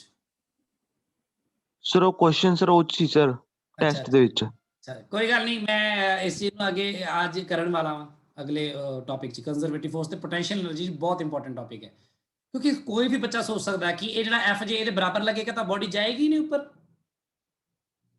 है ना? फिर डिस्प्लेसमेंट 2 मीटर की में हो, फोर्स 100 sin 37 डिग्री के बराबर है, तब बॉडी तो ऊपर जानी नहीं चाहिए, है कि नहीं वैभव? Yes sir. होना चाहिए ना ये गल जो मैं कह रहा। Yes sir. योगेश हाँ जी सर। मैं जो कह रहा गल है कि नहीं जायज? हाँ जी सर। हाँ जी, ਤੁਸੀਂ ਐਵੇਂ ਨਹੀਂ ਸਿੱਖਿਆ ਕਿ ਸਟਾਰਟਿੰਗ ਦੇ ਵਿੱਚ ਥੋੜਾ ਫੋਰਸ ਵੱਧ ਲੱਗਣਾ ਪਊਗਾ, ਉਸ ਤੋਂ ਬਾਅਦ ਉਸ ਫੋਰਸ ਨੂੰ ਬੈਲੈਂਸ ਕਰੂਗਾ ਤੇ ਜਿਹੜਾ ਫੋਰਸ ਨੂੰ ਪਹਿਲਾਂ ਅਟੇਨ ਕੀਤਾ ਹੋਇਆ ਹੈ ਉਸ ਵੈਲੋਸਿਟੀ ਨਾਲੋਂ ਮੂਵ ਕਰ ਜਾਏਗੀ। ਹਾਂ ਬਿਲਕੁਲ, ਅਸਲ ਵਿੱਚ ਇਹੀ ਜਵਾਬ ਹੈ ਇਹਦਾ। ਅਸਲ ਵਿੱਚ ਕਿ ਜਿਹੜਾ ਜਦੋਂ ਐਫ ਉਹਦੇ ਬਿਲਕੁਲ ਬਰਾਬਰ ਹੋਗਾ ਉਸ ਤੋਂ ਬਾਅਦ ਤੁਸੀਂ ਬਾਡੀ ਨੂੰ ਜਸਟ ਯਾਨੀ ਇਹਨੂੰ ਅਸਲ ਵਿੱਚ ਅਸੀਂ ਨਾ ਹਮੇਸ਼ਾ ਇਹਨੂੰ ਬੋਲਦੇ ਆ ਇਸ ਚੀਜ਼ ਨੂੰ, ਪੋਟੈਂਸ਼ੀਅਲ એનર્ਜੀ ਨੂੰ ਡਿਫਾਈਨ ਕਰਦੇ ਅਸੀਂ ਕਹਿੰਦੇ ਵਿਦਆਊਟ ਐਕਸਲਰੇਸ਼ਨ ਬਾਡੀ ਜਾਣੀ ਚਾਹੀਦੀ ਹੈ, ਕਿਉਂਕਿ ਅਗਰ ਇਹ ਫੋਰਸ ਐਫ 100 sin 37 ਡਿਗਰੀ ਤੋਂ ਥੋੜਾ ਜਿਹਾ ਵੀ ਜ਼ਿਆਦਾ ਹੋ ਗਿਆ ਨਾ ਤਾਂ ਬਾਡੀ ਨੇ ਕੀ ਹੋ ਜਾਣਾ? ਐਕਸਲਰੇਟ ਹੋ ਜਾਣਾ। ਤੇ ਜਦੋਂ ਬਾਡੀ ਨੇ ਐਕਸਲਰੇਟ ਹੋ ਜਾਣਾ ਤਾਂ ਤੁਸੀਂ ਆਬਵੀਅਸਲੀ ਮਤਲਬ ਫਿਰ ਉਹਦੀ ਗੱਲ ਉਹ ਜਿਹੜਾ ਲਿਮਿਟਿੰਗ ਪੋਜੀਸ਼ਨ ਤੇ ਜਿੱਥੇ ਆਪਾਂ ਲਿਮਿਟਿੰਗ ਵਰਕ ਡਨ ਪਤਾ ਕਰਨਾ ਆ ਉਹ ਆਪਾਂ ਨਹੀਂ ਕੈਲਕੂਲੇਟ ਕਰ ਪਾਵਾਂਗੇ, ਤੇ ਉਹ ਆਪਣੇ ਲਈ ਇੰਪੋਰਟੈਂਟ ਹੁੰਦਾ ਹੈ। ਇਹ ਮੈਂ ਦੱਸੂਗਾ ਚਲੋ ਥੋੜਾ ਹੋਰ ਡਿਟੇਲ ਚ ਹੁਣੀ। ਸੋ ਇਸ ਲਈ ਐਫ ਨੂੰ ਆਪਾਂ ਬਰਾਬਰ ਲੈ ਲੈਣਾ ਉਹਦੇ। ਤੇ ਇਹ ਗੱਲ ਮੈਂ ਤੁਹਾਨੂੰ ਫ੍ਰਿਕਸ਼ਨ ਵਾਲੀ ਗੱਲ ਸਮਝਾਉਂਦੇ ਇੱਕ ਵਾਰ ਸਮਝਾਈ ਸੀ ਕਿ ਜੋ ਇੰਜਨ ਫੋਰਸ ਲਗਾਉਂਦਾ ਹੈ ਫ੍ਰਿਕਸ਼ਨ ਨੂੰ ਓਵਰਕਮ ਕਰਨ ਲਈ, ਤਾਂ ਆਪਾਂ ਵਰਕ ਡਨ ਅਗੇਂਸਟ ਫ੍ਰਿਕਸ਼ਨ ਪਤਾ ਕਰ ਰਹੇ ਹਾਂ, ਤਾਂ ਸਿਰਫ ਫ੍ਰਿਕਸ਼ਨ ਦੇ ਅਗੇਂਸਟ ਵਾਲਾ ਆਪਾਂ ਪਤਾ ਕੀਤਾ ਸੀ। ਅਗਰ ਇੰਜਨ ਫ੍ਰਿਕਸ਼ਨ ਤੋਂ ਥੋੜਾ ਜਿਹਾ ਵੀ ਜ਼ਿਆਦਾ ਲਗਾਉਂਦਾ ਹੈ ਤਾਂ ਬਾਡੀ ਕਾਰ ਕੀ ਹੁੰਦੀ ਹੈ? ਐਕਸਲਰੇਟ, ਹੈ ਨਾ? ਚਲੋ ਦੂਜਾ ਕੇਸ ਕੀ ਕੁਐਸਚਨ ਪੁੱਛਿਆ ਹੈ, ਦੇਖੋ ਦੂਜਾ ਕੁਐਸਚਨ ਕੀ ਹੈ? If force F is horizontal, ਹੈ ਨਾ? ਤੇ ਜੇ ਫੋਰਸ F ਤੁਹਾਡਾ horizontal ਹੋਏਗਾ ਤਾਂ ਆ ਦੂਜਾ ਕੇਸ ਹੋ ਗਿਆ। ਹੁਣ ਜਿਹੜਾ F ਹੈ ਇਸ ਕੇਸ ਜੇ ਕਿ ਆ 37 ਡਿਗਰੀ ਤਾਂ ਆ 37 ਡਿਗਰੀ ਹੋਏਗਾ, ਤਾਂ ਇੱਥੇ ਤੁਹਾਡਾ ਜਿਹੜਾ ਆ ਹੋਏਗਾ ਕੰਪੋਨੈਂਟ ਕਿੰਨਾ ਆਏਗਾ? F sin cos cos 37 degree, ਤਾਂ ਕਿੰਨਾ ਆਏਗਾ? F cos 37 ਕਿੰਨਾ ਹੁੰਦਾ? 4/5 4/5 F, ਹੈ ਨਾ? ਜਾਂ ਤਾਂ ਐ ਹੋਏਗਾ, ਜਾਂ ਫਿਰ ਤੁਸੀਂ ਸਿੱਧਾ ਹੀ ਕਰ ਸਕਦੇ ਹੋ, ਜਿਵੇਂ ਆ ਦੇਖੋ ਇੱਥੇ ਜਿਹੜਾ F into 4/5 ਹੋਏਗਾ ਆਪਣਾ, ਕਿਉਂਕਿ F ਨੇ ਨਾ ਪਤਾ ਸਾਨੂੰ, ਤੇ ਉਹ ਕਿਤੇ ਬਰਾਬਰ ਹੋਣਾ ਚਾਹੀਦਾ 100 sin 37 ਡਿਗਰੀ ਕਿੰਨਾ ਸੀ? 3/5 3/5, ਤੇ ਇਹਨੂੰ ਕੱਟ ਦੋ, F ਕਿੰਨਾ ਆ ਗਿਆ? 75 ਨਿਊਟਨ 75 ਨਿਊਟਨ ਆ ਗਿਆ, ਤੇ F 75 ਨਿਊਟਨ ਆ ਗਿਆ। ਡਿਸਪਲੇਸਮੈਂਟ ਕਿੰਨੀ ਹੈ? ਹੁਣ ਵਰਕ ਡਨ ਹੁਣ ਪਤਾ ਕਰ ਲੈਣੇ ਆਪਾਂ, ਹਨਾ? F ਪਤਾ ਲੱਗ ਗਿਆ ਨਾ, 75 ਨਿਊਟਨ ਲਗਾਉਣਾ ਪਏਗਾ ਇੱਥੇ F 60 ਨਿਊਟਨ ਲਗਾਉਣਾ ਪੈ ਰਿਹਾ ਸੀ। ਜਦੋਂ ਉਹਦੇ ਪੈਰਲਲ ਲਾਉਂਗੇ 60 ਨਿਊਟਨ ਨੇ ਕੰਮ ਕਰ ਦੇਣਾ, ਜਦੋਂ ਉਹਦੇ ਹੋਰੀਜ਼ੋਨਟਲ ਲਾਉਂਗੇ ਤਾਂ 75 ਲਾਉਣਾ ਪੈਣਾ ਤਾਂ ਕਿ ਉੱਪਰ 60 ਹੀ ਲੱਗੇ। ਅਸਲ ਵਿੱਚ ਗੱਲ ਤਾਂ ਇਹੀ ਹੈ। ਤੇ 75 ਹੁਣ ਵਰਕ ਡਨ ਤਾਂ ਇਸ F ਕਰਕੇ ਪਤਾ ਕਰਨਾ ਨਾ, ਤੁਸੀਂ ਇਹਦੇ ਕਰਕੇ ਥੋੜੀ ਪਤਾ ਕਰਨਾ, ਹੋਰ ਤੁਸੀਂ ਉਹਨੂੰ ਲੈ ਲਓ। ਯੈਸ ਸਰ, ਤੁਸੀਂ 75 ਹੀ ਲਓਗੇ, ਤੁਸੀਂ ਆਪਣਾ ਕੰਮ ਉਹ ਨਹੀਂ ਡੈਫੀਨੇਸ਼ਨ ਨਹੀਂ ਭੁੱਲੋਗੇ। 75 ਨਿਊਟਨ ਫੋਰਸ, 2 ਮੀਟਰ ਦੀ ਡਿਸਪਲੇਸਮੈਂਟ, ਤੇ ਉਹਨਾਂ 'ਚ ਐਂਗਲ ਕਿੰਨਾ? 37 ਡਿਗਰੀ। ਹੁਣ ਇਹਨੂੰ ਪੁੱਟ ਕਰ ਦੋ, cos 37 ਕਿੰਨਾ ਹੁੰਦਾ ਹੈ? 4/5 ਤੇ ਕਿੰਨਾ ਆ ਗਿਆ? 25 ਨਹੀਂ 5 ਏਕਮ 5 15 ਯਾਦ ਨਹੀਂ 8 15 8 120 ਜਾਊਲ ਆਂਸਰ ਸੇਮ ਆਏਗਾ एकदम। ਯੈਸ ਸਰ, ਠੀਕ ਹੈ ਜੀ, ਉਸ ਅਕੋਰਡਿੰਗ ਆਪਾਂ ਐਫ ਐਡਜਸਟ ਕੀਤਾ, ਵਰਕ ਨੂੰ ਤਾਂ ਸੇਮ ਹੀ ਹੋ ਗਿਆ। ਕਲੀਅਰ ਹੈ ਗੱਲ ਸਭ ਨੂੰ? ਹੁਣ ਯੈਸ ਸਰ। ਲਾਸਟ ਕੁਐਸਚਨ ਦੇਖੋ ਜਲਦੀ, ਫਿਰ ਆਪਾਂ ਅੱਗੇ ਕੰਮ ਕਰੀਏ।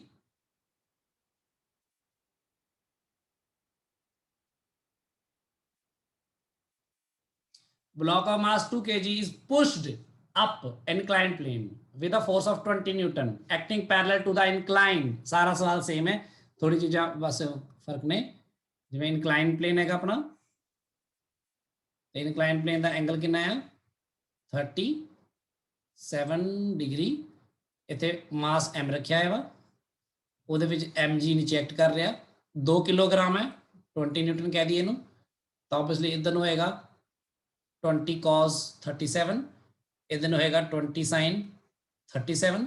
ਜਿਵੇਂ ਆਸਾ ਕਰੀ ਗੱਲਾਂ ਨਾਲ ਹੀ ਲਿਖ ਕੇ ਬਣਾ ਲਵੇ ਬੰਦਾ, ਤਾਂ ਕਿ ਮਤਲਬ ਬਾਅਦ ਚ ਟੈਨਸ਼ਨ ਨਾ ਰਵੇ ਕੋਈ।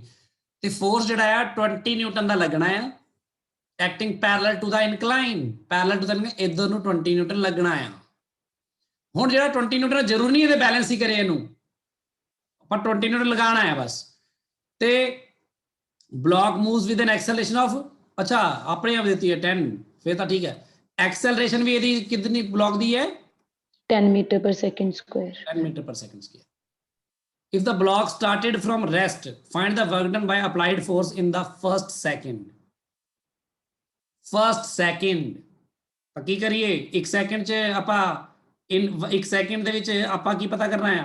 Displacement. ਵੈਲੋਸਿਟੀ 0 ਹੈ, 1 ਸੈਕਿੰਡ ਟਾਈਮ ਹੈ ਹਨਾ, ਤੇ Yes sir. ਪਤਾ ਨਹੀਂ ਹੈ, ਤੇ ਡਿਸਪਲੇਸਮੈਂਟ ਆਪਾਂ ਪਤਾ ਕਰਨੀ ਹੈ, ਐਕਸੈਲਰੇਸ਼ਨ 10 ਗਿਵਨ ਹੈ। Yes sir. ਤੇ ਫਿਰ ਤਾਂ ਇਹਦੇ ਕੋਈ ਬਹੁਤਾ ਜਿਹਾ ਕਰਨ ਦੀ ਲੋੜ ਹੀ ਨਹੀਂ ਹੈ, 20 ਨਿਊਟਨ ਨੂੰ ਐਵੇਂ ਛੱਡ ਦਿਓ, ਇੱਥੇ ਇਹਦੇ ਨਾਲ ਬੈਲੈਂਸ ਬੂਲੈਂਸ ਕਰਕੇ ਕੋਈ ਕੱਢਣ ਦੀ ਲੋੜ ਹੀ ਨਹੀਂ ਐਕਸੈਲਰੇਸ਼ਨ। ਨਹੀਂ ਤਾਂ ਮੈਂ ਕੀ ਕਰਨਾ ਸੀ, ਇਹਦੇ ਚ ਇਹਨੂੰ ਮਾਈਨਸ ਕਰਕੇ ਇਨਟੂ MA ਕਰਕੇ ਐਕਸੈਲਰੇਸ਼ਨ ਕੱਢਣੀ ਸੀ, ਉਹਨੇ ਪਹਿਲਾਂ ਹੀ ਦੇਤੀ, ਮੈਂ ਕਿਉਂ ਫਿਰ ਪੰਗਾ ਲਵਾਂ। ਤਾਂ ਇੱਥੇ ਨਹੀਂ ਸਰ ਫ੍ਰਿਕਸ਼ਨ ਵੀ ਹੈ। ਫ੍ਰਿਕਸ਼ਨ ਹੈਗਾ। ਯੈਸ ਸਰ, ਤਾਂ ਕਰਕੇ ਉਹਨਾਂ ਨੇ ਐਕਸਲਰੇਸ਼ਨ ਦਿੱਤੀ ਹੈ। ਸੀ ਪਾਰਟ ਚ ਆਪਾਂ ਨੂੰ ਫ੍ਰਿਕਸ਼ਨ ਕੱਢਣੀ ਪਏਗੀ। ਅੱਛਾ ਠੀਕ ਹੈ, ਸੀ ਪਾਰਟ ਵੀ ਦਿੱਤਾ, ਠੀਕ ਹੈ ਯੈਸ ਸਰ। ਚਲੋ ਪੂਰਾ ਫ੍ਰਿਕਸ਼ਨ ਵੀ ਹੈਗੀ ਆ, ਸੋ ਫ੍ਰਿਕਸ਼ਨ ਦੇ ਕਰਕੇ ਫਿਰ ਉਹ ਮੈਨੂੰ ਲੱਗਦਾ 20 ਨਿਊਟਨ ਦਾ ਕੰਮ ਕੀਤਾ ਵਾ। ਆ ਫ੍ਰਿਕਸ਼ਨ ਨੀਚੇ ਨੂੰ ਹੋਏਗੀ ਹਨਾ, ਯੈਸ ਸਰ। ਨੀਚੇ ਨੂੰ ਹੋਏਗੀ, ਤੇ ਨਾਰਮਲ ਰਿਐਕਸ਼ਨ ਕਿੱਧਰ ਨੂੰ ਹੋਏਗੀ? ਉੱਪਰ ਨੂੰ। ਉੱਪਰ ਨੂੰ ਹੋਏਗੀ। ਤੇ ਹੁਣ ਤੁਸੀਂ ਦੇਖ ਲਓ, ਮੈਨੂੰ ਆਪ ਹੀ ਦੱਸ ਦਿਓ ਕਿ ਨਾਰਮਲ ਰਿਐਕਸ਼ਨ ਕਿਹਦੇ ਬਰਾਬਰ ਹੋਏਗੀ? 20 into cos 37 37 degree 4/5 that is 16 Newton. ਠੀਕ ਹੈ ਜੀ ਗੱਲ, ਰਿਐਕਸ਼ਨ 16 ਨਿਊਟਨ ਹੋ ਗਈ। ਤੇ ਆਪਾਂ ਨੂੰ ਫ੍ਰਿਕਸ਼ਨ ਦਾ ਮਿਊ ਵੀ ਨਹੀਂ ਗਿਵਨ ਨਾ। ਸਰ ਫ੍ਰਿਕਸ਼ਨ ਫੋਰਸ ਹੀ ਪਾ ਲਾਂਗੇ, ਆ ਫੋਰਸ ਹੀ ਪਤਾ ਕਰ ਲਾਂਗੇ ਫਿਰ। Net force equal to mass into acceleration ਰੱਖ ਕੇ। ਬਿਲਕੁਲ ਸਹੀ ਹੈ ਗੱਲ। ਚਲੋ ਆਪਾਂ ਇਹਨੂੰ ਬਾਅਦ ਦੇਖਦੇ ਹਾਂ, ਫਿਰ ਪਹਿਲਾਂ ਆਪਾਂ ਡਿਸਪਲੇਸਮੈਂਟ ਪਤਾ ਕਰ ਲਈਏ। ਤੇ ਉਹ ਕਿੰਨੀ ਆਏਗੀ? Half 10 meter. T square. Yes sir 5 metre ਆ 5 ਮੀਟਰ ਆ ਗਈ। ਸਭ ਤੋਂ ਪਹਿਲਾਂ ਇੱਕ ਹੀ ਕੰਮ ਕਰਕੇ ਕਰੋ, ਪਹਿਲਾਂ Yes sir. ਅਪਲਾਈਡ ਫੋਰਸ ਇਨ 1 ਸੈਕਿੰਡ, ਤੇ ਆਪਾਂ ਇਹ ਪਾਰਟ ਕਰੀਏ। ਅਪਲਾਈਡ ਫੋਰਸ ਆ ਰਿਹਾ 20 ਨਿਊਟਨ, डिस्प्लेसमेंट कितनी है? 5 मीटर। एंगल कितना है? 0 वर्क डन कितना है? V 5 100 100 joule. दूसरा, find the work done by weight of the block in the first second. Weight कितना ऐड करें? 20 न्यूटन पूरा नीचे नु, ठीक है। Yes sir. डिस्प्लेसमेंट तो हुण तुसीं इधर ध्यान नाल देखो, दूजे केस च आ देखो, आ हैगा या वेट,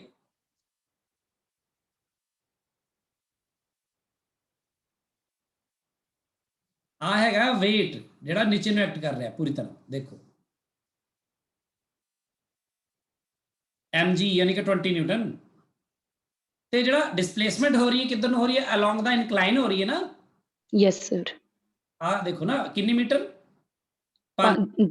5 ਮੀਟਰ। ਸੋ ਇਹਨੂੰ ਧਿਆਨ ਨਾਲ ਦੇਖਣਾ ਪੈਣਾ ਆਪਾਂ ਨੂੰ। ਤੇ ਆਪਾਂ ਨੂੰ ਪਤਾ ਕਿ ਇਹਦਾ ਇਨਕਲੀਨੇਸ਼ਨ ਦਾ ਐਂਗਲ 37 ਸੀ, ਤਾਂ ਆ ਵੀ 37 ਹੋਏਗਾ ਹਨਾ। Yes sir. 90 ਜਮਾ 37 ਹੋਏਗਾ बेसिकली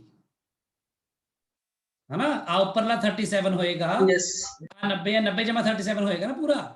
तो सीधे जे इस केस में वर्क डन पता करूंगा तो होएगा force that is 20 newton, displacement that is 5 metre, ਤੇ cos 90 ਜਮਾ 37, 90 ਜਮਾ 37 ਨੂੰ ਕਰ ਲਓ ਤੁਸੀਂ, ਕੀ ਹੋ ਜਾਂਦਾ ਹੈ? ਮਾਈਨਸ ਹੋ ਜਾਏਗਾ ਨਾ, ਇਹ ਪਹਿਲੀ ਗੱਲ ਤਾਂ ਮਾਈਨਸ sin 30 है ना। Yes sir. कितना ਹੁੰਦਾ ਹੈ? 3/5 -60 जूल्स। क्लियर है गल? सर पॉजिटिव है पीछे था। Yes. आंसर होता है यस सर, ये तो पॉजिटिव है। माइंड दा वर्क डन। एक मिनट, नेगेटिव ही आएगा सर आंसर तो। नहीं पॉजिटिव गलत ही ਦਿੱਤਾ ਹੋਣਾ, ਫਿਰ ਹੋਰ ਕੀ ਹੋ ਸਕਦਾ? ਬਸ ਦਿਖ ਹੀ ਰਿਹਾ ਆਪਾਂ ਨੂੰ, weight ਨੀਚੇ ਨੂੰ ਐਕਟ ਕਰ ਰਿਹਾ। Opposite directions में। Yes. find the work done by the weight of the block in the first second। बिल्कुल करेक्ट है अपना। नेगेटिव ही आएगा, पॉजिटिव आएगा, किमें सकता है? अगर 90 डिग्री तो ऊपर ऑब्ट्यूज एंगल हो गया, then it has to be negative ना। ठीक है, आंसर पॉजिटिव देता है। Yes sir. फिर आंसर गलत देता है। तो ये थोड़ा सॉल्यूशन वाली भेजी सी ना एक वर्कशीट, ਇਹਦੇ ਉਹ ਜੋ ਚੈੱਕ ਕਰਿਓ ਯੈਸ ਸਰ। ਕੀ ਹੁੰਦਾ ਆ।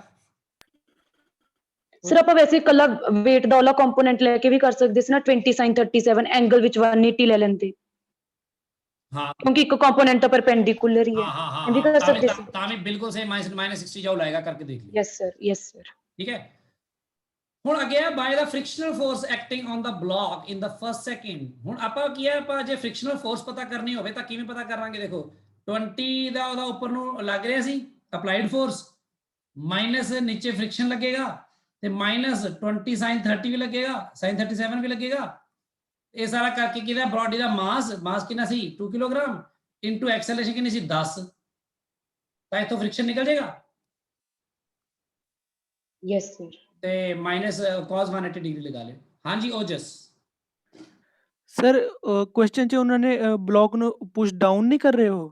ਕਿੱਥੇ ਗਿਆ ਉਹਨੇ ਪੁਸ਼ ਡਾਊਨ? ਓ ਹੋ ਸਾਰਾ ਹਾਂਜੀ ਸਵਾਦ ਪੂਰਾ ਪਰ ਪੁਸ਼ ਡਾਊਨ ਕਰ ਰਹੇ ਹੋ। ਹੁਣ ਸਾਰੇ ਜਣੇ ਚਲੋ ਬਾਕੀ ਸਾਰਾ ਕੰਮ ਕਰ ਲੋਗੇ ਹੁਣ ਆਪਣੇ ਆਪ, ਦੱਸੋ? Yes sir. Yes sir. ਹੁਣ ਕਰ ਲਿਓ ਆਪਣੇ ਆਪ ਹੀ, ਇਹ ਗਲਤੀ ਹੋ ਗਈ ਆਪਣੇ ਤੋਂ। ताई सर वो पॉजिटिव ਆਪਾਂ ਨੂੰ ਲੈ ਜਾਂਦੇ ਨੇ ਨਾ, ਆਦਤ ਪੈ ਗਈ ਸੀ ਆਪਣੇ ਆਪ ਦੀ, ਤੇ ਕਿਤਾਬ ਪੜਿਆ ਨਹੀਂ ਚੰਗੀ ਤਰ੍ਹਾਂ। ਠੀਕ ਹੈ ਗੱਲ, ਪੁਸ਼ ਡਾਊਨ ਕਰ ਰਹੇ ਆ। ਥੈਂਕਸ ਓਜਸ। ਆਪਾਂ ਬਚ ਗਏ, ਐਵੇਂ ਅੱਗੇ ਕਰੀ ਜਾਂਦੇ ਐਵੇਂ ਆਨਸਰ ਆਪਾਂ ਕਹੀ ਜਾਂਦੇ ਵੀ ਗਲਤ ਆ। ਚੋ ਇਹ ਕਰ ਲਿਓ ਹੁਣ ਤੁਸੀਂ। ਹੁਣ ਮੈਂ ਥੋੜਾ ਜਿਹਾ ਕੰਮ ਅੱਗੇ ਕਰਨਾ ਤੁਹਾਡੇ ਨਾਲ, ਤੇ ਇੱਕ ਜਿਹੜੀ ਡਿਸਕਸ਼ਨ ਕੀਤੀ ਸੀ ਜਾਂ ਜਿਹੜੀ ਮੈਂ ਤੁਹਾਨੂੰ ਕਹਿ ਰਿਹਾ ਤੁਹਾਨੂੰ ਕਰ ਲੈਣੀ ਚਾਹੀਦੀ ਹੈ ਗੱਲ ਡਿਸਕਸ, ਉਹ ਮੈਂ ਦੱਸ ਦੇਣਾ ਥੋੜੀ ਜੀ। ਦੇਖੋ ਸਾਰੇ ਨੇ ਬਹੁਤ ਧਿਆਨ ਨਾਲ ਸੁਣੋ। ਅਦਿਤੀ ਨੇ ਇਹ ਪੁੱਛਿਆ ਸੀ ਕਿ ਇਹਦਾ ਸਵਾਲ ਜਿਵੇਂ ਇਹਨੇ ਪੁੱਟ ਕੀਤਾ ਸੀ, ਮੈਂ ਉਹ ਵੀ ਦੱਸ ਰਿਹਾ ਤੁਹਾਨੂੰ। ਇਹਨੇ ਕਿਹਾ ਸੀ ਜਿਹੜਾ ਮੋਮੈਂਟਮ ਹੁੰਦਾ ਆ, momentum is equal to force into time ਹੁੰਦਾ ਆ। ਤਾਂ ਇਹ ਕਹਿੰਦੀ ਬਈ ਜਿਹੜਾ ਇਹਦਾ ਮਤਲਬ ਜਿਹੜਾ ਫੋਰਸ ਹੈ ਤੇ ਮੋਮੈਂਟਮ ਹੈ ਪੈਰਲਲ ਹੋਣਗੇ, ਦੇ ਉਹਨਾਂ ਜਿਹੜਾ ਐਂਗਲ ਹੈ ਹਮੇਸ਼ਾ ਉਹ ਬਈ 90 ਡਿਗਰੀ ਸੌਰੀ 0 ਡਿਗਰੀ ਹੋਣਾ ਚਾਹੀਦਾ ਹੈ। ਤਾਂ ਆ ਇੱਥੇ ਮੈਂ ਇਹਨੂੰ ਕਿਹਾ ਵੀ ਆਹ ਗਲਤ ਹੈ ਗੱਲ, ਇਸ ਤਰ੍ਹਾਂ ਦੀ ਕੋਈ ਸਟੇਟਮੈਂਟ ਨਹੀਂ ਹੈ। This is not the statement ਕਿ momentum is not equal to force into velocity. Momentum ਦੇ ਬਾਰੇ ਅਗਰ ਤੁਸੀਂ ਗੱਲ ਕਰਨੀ ਹੈ ਤਾਂ momentum of a body is mass into velocity. That is the change in momentum ਜੋ force into time ਹੁੰਦਾ ਹੈ। ਠੀਕ ਹੈ ਨਾ, ਕ੍ਰਾਸ ਨਾ ਵੀ ਪਾਓ ਚਾਹੇ FT ਲਿਖ ਸਕਦੇ ਹੋ ਤੁਸੀਂ। ਠੀਕ ਹੈ, ਚੇਂਜ ਇਨ ਮੋਮੈਂਟਮ ਹੁੰਦਾ ਹੈ ਉਹ। ਸੋ ਅਗਰ ਕੋਈ ਬੋਡੀ ਹੈ ਉਸਦਾ ਮੋਮੈਂਟਮ P1 ਇਸ ਦਿਸ਼ਾ 'ਚ ਹੈ ਤੇ ਥੋੜੀ ਦੇਰ ਬਾਅਦ ਮੰਨ ਲਓ P2 ਇਸ ਦਿਸ਼ਾ 'ਚ ਹੈ, ਤਾਂ ਤੁਸੀਂ P1 minus P2 ਨਹੀਂ ਫਾਈਂਡ ਕਰਨਾ, P2 minus P1 ਫਾਈਂਡ ਕਰਨਾ ਹੈ, ਫਾਈਨਲ ਮਾਈਨਸ ਇਨੀਸ਼ੀਅਲ, ਹੈ ਨਾ। ਤਾਂ P2 ਕਿਵੇਂ ਕਰੋਗੇ? P2 ਵਿੱਚੋਂ P1 ਮਾਈਨਸ ਕਰਨਾ ਹੈ ਤਾਂ P1 ਨੂੰ ਰਿਵਰਸ ਕਰਕੇ ਇਹਦੇ 'ਚ ਐਡ ਕਰਾਂਗੇ। P1 ਨੂੰ ਰਿਵਰਸ ਕਰੋਗੇ ਤਾਂ P1 ਇੱਧਰ ਨੂੰ ਰਿਵਰਸ ਹੋ ਜਾਏਗਾ, ਦੇਖੋ ਮਾਈਨਸ P1। ਤਾਂ ਇਹਨਾਂ ਨੂੰ ਜਦੋਂ ਐਡ ਕਰੋਗੇ P2 minus P1 ਆਏਗਾ। Yes sir. ਆਏਗਾ। ਇਹਦਾ ਮਤਲਬ ਇਸੇ ਦਿਸ਼ਾ 'ਚ ਫੋਰਸ ਲੱਗਿਆ ਹੋਏਗਾ, ਦੇਖੋ ਤਾਂ ਹੀ ਤਾਂ ਬੋਡੀ ਇੱਧਰ ਉੱਧਰ ਨੂੰ ਮੁੜੀ ਹੋਏਗੀ। ਦੇਖੋ ਆ ਸਮਝਾ ਰਿਹਾ ਸੀ ਮੈਂ। ਹੁਣ ਸਾਰੇ ਨੇ ਇੱਕ ਵਾਰ ਪੜ੍ਹ ਕੇ ਦੇਖ ਲਿਓ ਡਿਸਕਸ਼ਨ ਜਿਹੜੀ ਭੇਜੀ ਸੀ ਤੁਹਾਨੂੰ, ਜਿਹੜੀ ਮੈਂ ਤੇ ਸਰ। ਹਾਂਜੀ ਸਰ ਅਗਰ ਸਰ ਫਾਈਨਲ ਮੋਮੈਂਟਮ ਤੇ ਇਨੀਸ਼ੀਅਲ ਮੋਮੈਂਟਮ ਸਰ ਦੋਨਾਂ ਦੀ ਡਾਇਰੈਕਸ਼ਨ ਸੇਮ ਹੈ, ਹਾਂ ਫਿਰ ਉੱਥੇ ਆ ਜਾਏਗਾ ਵੀ ਉਸ ਡਾਇਰੈਕਸ਼ਨ 'ਚ ਵੀ ਫੋਰਸ ਆ ਸਕਦਾ, ਉਸਦੇ ਆਪੋਜ਼ਿਟ ਵੀ ਆ ਸਕਦਾ। ਜਿਵੇਂ ਦੇਖ ਨਾ, ਅੱਛਾ ਆ ਦੇਖ, ਆ ਮੰਨ ਲਾ ਇਨੀਸ਼ੀਅਲ ਮੋਮੈਂਟਮ ਹੈ, ਠੀਕ ਹੈ। Yes sir. ਇਸ ਦਿਸ਼ਾ 'ਚ ਹੈ ਪਰ ਇੰਨਾ ਹੈ, ਤੇ ਫਾਈਨਲ ਮੋਮੈਂਟਮ ਵੀ ਇਸ ਦਿਸ਼ਾ 'ਚ ਹੈ ਪਰ ਜ਼ਿਆਦਾ ਹੈ। ਠੀਕ ਆ, ਤੂੰ ਦੱਸ ਕੀ ਹੈ ਤਾਂ ਫੋਰਸ ਦੀ ਡਾਇਰੈਕਸ਼ਨ ਕੀ ਹੋਣੀ ਚਾਹੀਦੀ ਹੈ? ਸਰ ਇਧਰ ਰਾਈਟ ਵਰਡ ਸਰ, ਇਸੇ ਸਾਈਡ ਹੋਣੀ ਚਾਹੀਦੀ ਹੈ, ਹਨਾ। ਹਾਂਜੀ। ਤੇ ਮੈਂ ਕਹਿ ਰਿਹਾ PF minus PI ਕਰਕੇ ਦੇਖ ਤੂੰ, ਜੇ ਇਸ ਵੈਕਟਰ ਵਿੱਚੋਂ ਇਸ ਵੈਕਟਰ ਨੂੰ ਮਾਈਨਸ ਕਰਨਾ ਹੋਵੇ ਤਾਂ ਤੂੰ ਕੀ ਕਰੇਗਾ? PF vector minus PI vector ਕਿਵੇਂ ਕਰੇਗਾ ਤੂੰ? PF ਵੈਕਟਰ ਵਿੱਚ ਐਡ ਕਰੇਗਾ minus of PI vector. Yes sir. Minus of PI vector ਨੂੰ ਐ ਕਰ, ਫਿਰ ਇਹਦੇ 'ਚ ਅੱਗੇ ਰੱਖ ਦੇ ਇੱਥੇ ਮਾਈਨਸ ਆਫ PI ਵੈਕਟਰ, ਹੈਨਾ। Yes sir. ਤਾਂ ਤੇਰਾ ਆਨਸਰ ਕੀ ਆਏਗਾ? ਆ ਆਏਗਾ ਫਿਰ ਰਿਜ਼ਲਟੈਂਟ ਹਾਂਜੀ। Minus PI। ਤਾਂ ਆ ਇਹਦੇ ਡਾਇਰੈਕਸ਼ਨ ਹੈ ਫੋਰਸ, ਠੀਕ ਹੈ। ਹਾਂਜੀ ਸਰ। ਤੇ ਜੇ ਤੇਰਾ ਆ ਹੋਵੇ PI ਤੇ PF ਜਿਹੜਾ ਤੇਰਾ ਹੋਵੇ ਇਸੇ ਦਿਸ਼ਾ 'ਚ ਹੀ, ਹਲੇ ਦੇਖ ਲੈ ਮੈਂ ਦੂਜੀ ਗੱਲ ਵੀ ਦੱਸ ਰਿਹਾ ਤੈਨੂੰ, ਪਰ ਹਾਂਜੀ ਸਰ। ਮੋਮੈਂਟਮ ਘਟ ਗਿਆ, ਮਾਸ ਯਸ ਸਰ। ਤਾਂ ਆਪਾਂ ਮੰਨ ਕੇ ਚੱਲਦੇ ਹਾਂ। ਤੇ ਫਿਰ ਫੋਰਸ ਕਿਸ ਡਾਇਰੈਕਸ਼ਨ ਲੱਗਿਆ ਹੋਣਾ, ਤੈਨੂੰ ਕੀ ਲੱਗਦਾ? Sir backward leftward sir. ਇੱਧਰ ਲੱਗਿਆ ਹੋਏਗਾ। ਹਾਂਜੀ। चल ऐ करते हैं पीएफ माइनस पीआई करके देखते हैं। तो पीएफ माइनस पीआई को पीआई ਨੂੰ नेगेटिव करके पीएफ से जोड़ दूंगा ना, क्या करिए Yes, sir. पीआई नेगेटिव करके इसे जोड़ दे, आ जाऊंगा फिर Yes, sir. रिटर्न क्या होगा इस इनिशियल पॉइंट तो फाइनल पॉइंट तक Yes, sir. आइए डेल्टा पी देख ला। Yes, sir. क्लियर है आदित्य? Yes sir. ਹੁਣ ਦੇਖੋ ਤੁਸੀਂ ਬਹੁਤ ਧਿਆਨ ਨਾਲ, ਮੈਂ ਪਹਿਲਾਂ ਵੀ ਤੁਹਾਨੂੰ ਕਰਾ ਚੁੱਕਿਆ ਇਹ ਡਿਸਕਸ਼ਨ, ਉੱਥੋਂ ਹੀ ਮੈਂ ਚੱਕਣ ਜਾ ਰਿਹਾ ਫਿਰ। that is a conservative force, sorry, work done by conservative force। ਇਸ ਤੋਂ ਪਹਿਲਾਂ ਆਪਾਂ ਕਾਫੀ ਕੁਝ ਕੀਤਾ ਸੀ, ਦੇਖੋ work done by internal force and work done by variable force ਕਰ ਚੁੱਕੇ ਹਾਂ, ਮੈਂ ਕਰਵਾ ਚੁੱਕਾ ਤੁਹਾਨੂੰ। work done ਡਿਪੈਂਡ ਕਰਦਾ ਹੈ ਬੰਦੇ ਦੀ ਪੋਜੀਸ਼ਨ ਤੇ ਵੀ, ਠੀਕ ਹੈ, ਇਹਦੇ ਬਾਰੇ ਵੀ ਗੱਲ ਕਰ ਚੁੱਕੇ ਹਾਂ। work done by centripetal force 0 ਹੁੰਦਾ ਹੈ, ਇਹਦੇ ਬਾਰੇ ਵੀ ਗੱਲ ਕਰ ਚੁੱਕੇ ਹਾਂ। ਤੇ ਇੰਟਰਨਲ ਤੇ external force work energy theorem ਕਰ ਚੁੱਕੇ ਹਾਂ ਆਪਾਂ, ਤੇ ਵਰਕ એનર્ਜੀ ਥਿਊਰਮ ਨੂੰ ਕਾਫੀ ਜਗ੍ਹਾ ਯੂਜ਼ ਵੀ ਕਰ ਰਹੇ ਹਾਂ ਆਪਾਂ, ਠੀਕ ਹੈ ਜੀ। ਅੱਛਾ ਇੱਕ ਹੋਰ ਕੁਐਸਚਨ ਦੇਖੋ ਵੀ ਬਹੁਤ ਧਿਆਨ ਨਾਲ ਸਾਰੇ ਜਣੇ, ਆਹ ਵਾਲਾ ਸਵਾਲ ਜਿਹੜਾ ਵਰਕ ਡਨ ਬਾਈ ਫ੍ਰਿਕਸ਼ਨ ਹੈ ਨਾ, ਤੁਸੀਂ ਇਹਨੂੰ ਵਰਕ એનર્ਜੀ ਥਿਊਰਮ ਨਾਲ ਵੀ ਸੋਲਵ ਕਰ ਸਕਦੇ ਹੋ, ਕਿਉਂਕਿ ਵਰਕ ਡਨ ਬਾਈ ਅਪਲਾਈਡ ਫੋਰਸ ਤਾਂ ਤੁਸੀਂ ਪਤਾ ਕਰ ਹੀ ਲਿਆ, ਪਲੱਸ ਵਰਕ ਡਨ ਬਾਈ ਤੁਸੀਂ weight ਵੀ ਪਤਾ ਕਰ ਲਿਓ, plus work done by friction ਕਿਹਦੇ ਬਰਾਬਰ ਹੋਣਾ ਚਾਹੀਦਾ, change in kinetic energy. Final current energy 0 है, यदि 1 सेकंड बाद एक्सेलरेशन ਤੁਹਾਨੂੰ गिवन ही है, तो u + at करके ਤੁਹਾਨੂੰ वेलोसिटी आ जाएगी फाइनल। Yes sir. वेलोसिटी कितनी आ जाएगी 10, तो इथे हाफ m * 10 का स्क्वायर, ये आ जाएगा 100 जूल।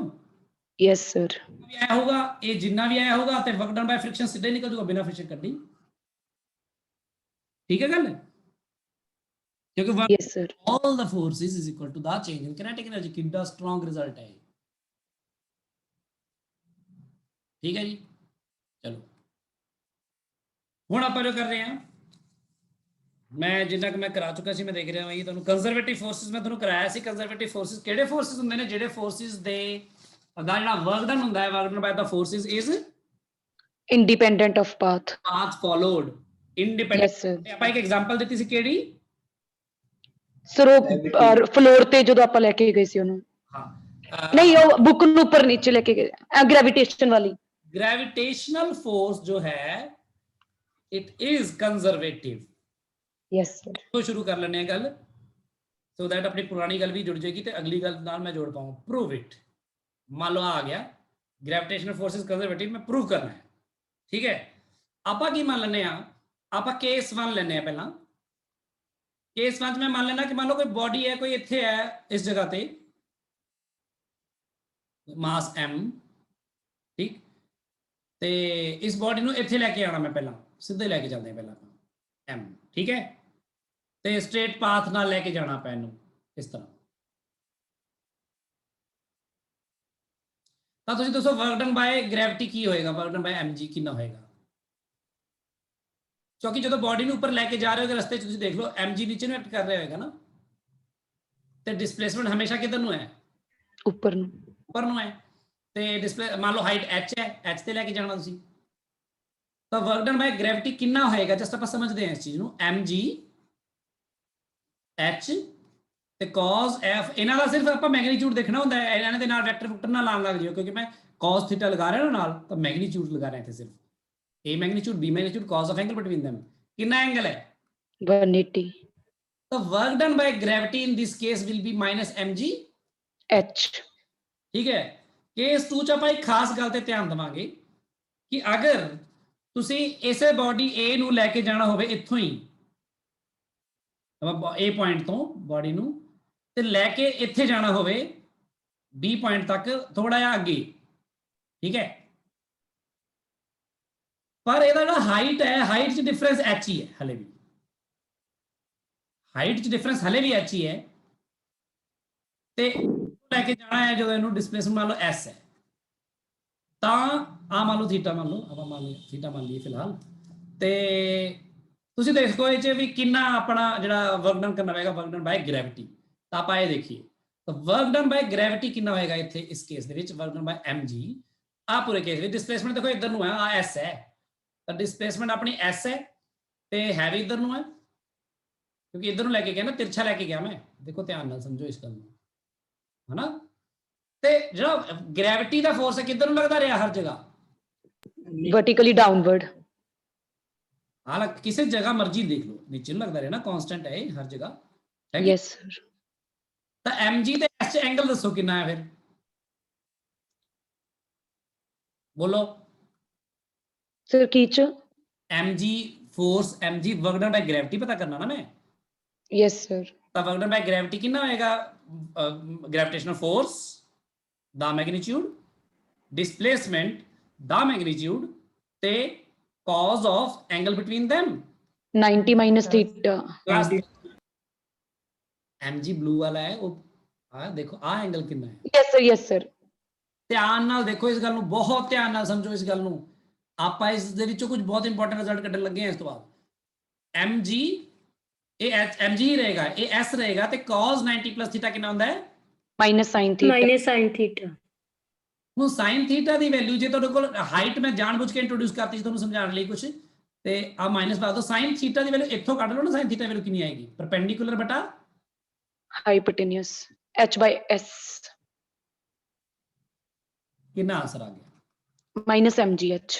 ਇਹ ਕਿੰਨੀ ਅਜੀਬ ਗੱਲ ਹੈ ਕਿ ਇੱਕਦਮ ਸਿੱਧਾ ਉੱਪਰ ਲੈ ਕੇ ਗਿਆ h ਹਾਈਟ ਤੇ ਤਾਂ ਵੀ minus mgh, work done by gravity.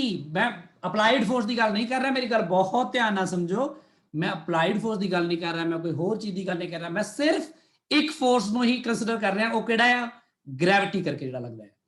ਯਾਨੀ ਕਿ ਵਰਕ ਡਨ ਬਾਈ ਗ੍ਰੈਵਿਟੀ ਜਿਹੜੀ ਹੁੰਦੀ ਹੈ ਉਹ ਸਿਰਫ ਬੋਡੀ ਦੀ ਇਸ ਗੱਲ ਤੇ ਡਿਪੈਂਡ ਕਰਦਾ ਕਿ ਉਹਦੀ ਹਾਈਟ ਕਿੰਨੀ ਗੇਨ ਕੀਤੀ ਹੈ, ਜਿੰਨੀ ਹਾਈਟ ਗੇਨ ਕੀਤੀ ਹੈ minus mg of that height ਹੀ ਉਹਦਾ ਵਰਕ ਡਨ ਆਂਦਾ ਹੈ ਹਮੇਸ਼ਾ। ਇੱਕ ਹੋਰ ਕਰਦੇ ਆ, ਕੇਸ 3,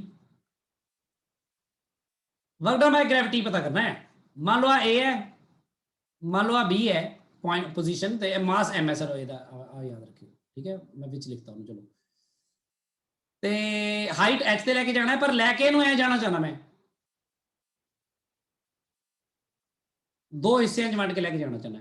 ਇੱਕ ਵਾਰ ਆ ਇਹਨੂੰ x ਕਹਿ ਦਿੰਦੇ ਆ, ਇਹਨੂੰ h ਕਹਿ ਦਿੰਦੇ ਆ ਹਾਈਟ, ਤੇ ਬਾਕੀ ਉਹ ਦਿਖ ਹੀ ਰਿਹਾ ਵਾ ਡਿਸਪਲੇ में ਤੁਹਾਨੂੰ। ਤੇ ਵਰਕ ਡਨ ਬਾਈ ਗ੍ਰੈਵਿਟੀ ਪਤਾ ਕਰਨਾ ਇਸ ਕੇਸ 'ਚ ਵੀ। ਤੇ ਵਰਕ ਡਨ ਬਾਈ ਗ੍ਰੈਵਿਟੀ ਜਿਹੜਾ ਆ ਉਹ ਆਪਾਂ ਪਤਾ ਕਰੀਏ ਪਹਿਲਾਂ ਤਾਂ ਲੈ ਕੇ p ਪੁਆਇੰਟ ਤੋਂ ਲੈ ਕੇ q ਤੱਕ, ਹੈ ਨਾ। ਵਰਕ ਕੀ ਹੈ, ਸਕੇਲਰ ਹੈ ਕਿ ਵੈਕਟਰ, ਦੱਸੋ ਮੈਨੂੰ। Scalar. ਫਿਰ p ਤੋਂ ਲੈ ਕੇ q ਤੱਕ, a ਤੋਂ ਲੈ ਕੇ, ਸੌਰੀ ਪੁਆਇੰਟ ਨੂੰ a ਮਨੇ ਹੋਇਆ ਵਾ, a ਤੋਂ ਲੈ ਕੇ c ਕਹਿ ਦੋ, a ਪੁਆਇੰਟ ਤੋਂ ਲੈ ਕੇ c ਤੱਕ, c ਤੋਂ ਲੈ ਕੇ b ਤੱਕ, c ਤੋਂ ਲੈ ਕੇ b ਤੱਕ, ਠੀਕ ਹੈ। Yes sir. ਵਰਕ ਡਨ ਦਾ ਦਿਮਾਗ 'ਚ ਬਸ ਫੰਡਾ ਕਲੀਅਰ ਰੱਖਣਾ, ਉਹਨੂੰ ਨਹੀਂ ਆਪਾਂ ਭੁੱਲਣਾ ਕਦੇ ਵੀ, ਨਹੀਂ ਤਾਂ ਫਿਰ ਨਾ ਆਪਾਂ ਭਟਕ ਜਾਵਾਂਗੇ। a ਤੋਂ ਲੈ ਕੇ c ਤੱਕ ਜਾਣਾ ਜੀ, ਤੇ ਦੱਸੋ ਫਿਰ weight ਕਿੱਧਰ ਨੂੰ ਐਕਟ ਕਰ ਰਿਹਾ ਹੁੰਦਾ ਇਸ ਰਸਤੇ ਤੇ, ਕਿਸੇ ਵੀ ਜਗ੍ਹਾ ਪੁਆਇੰਟ ਲੈ ਲਓ, नीचे. नीचे. ਡਿਸਪਲੇਸਮੈਂਟ ਇੱਧਰ ਨੂੰ ਹੋ ਰਹੀ ਹੈ ਨਾ। ਤਾਂ Yes sir.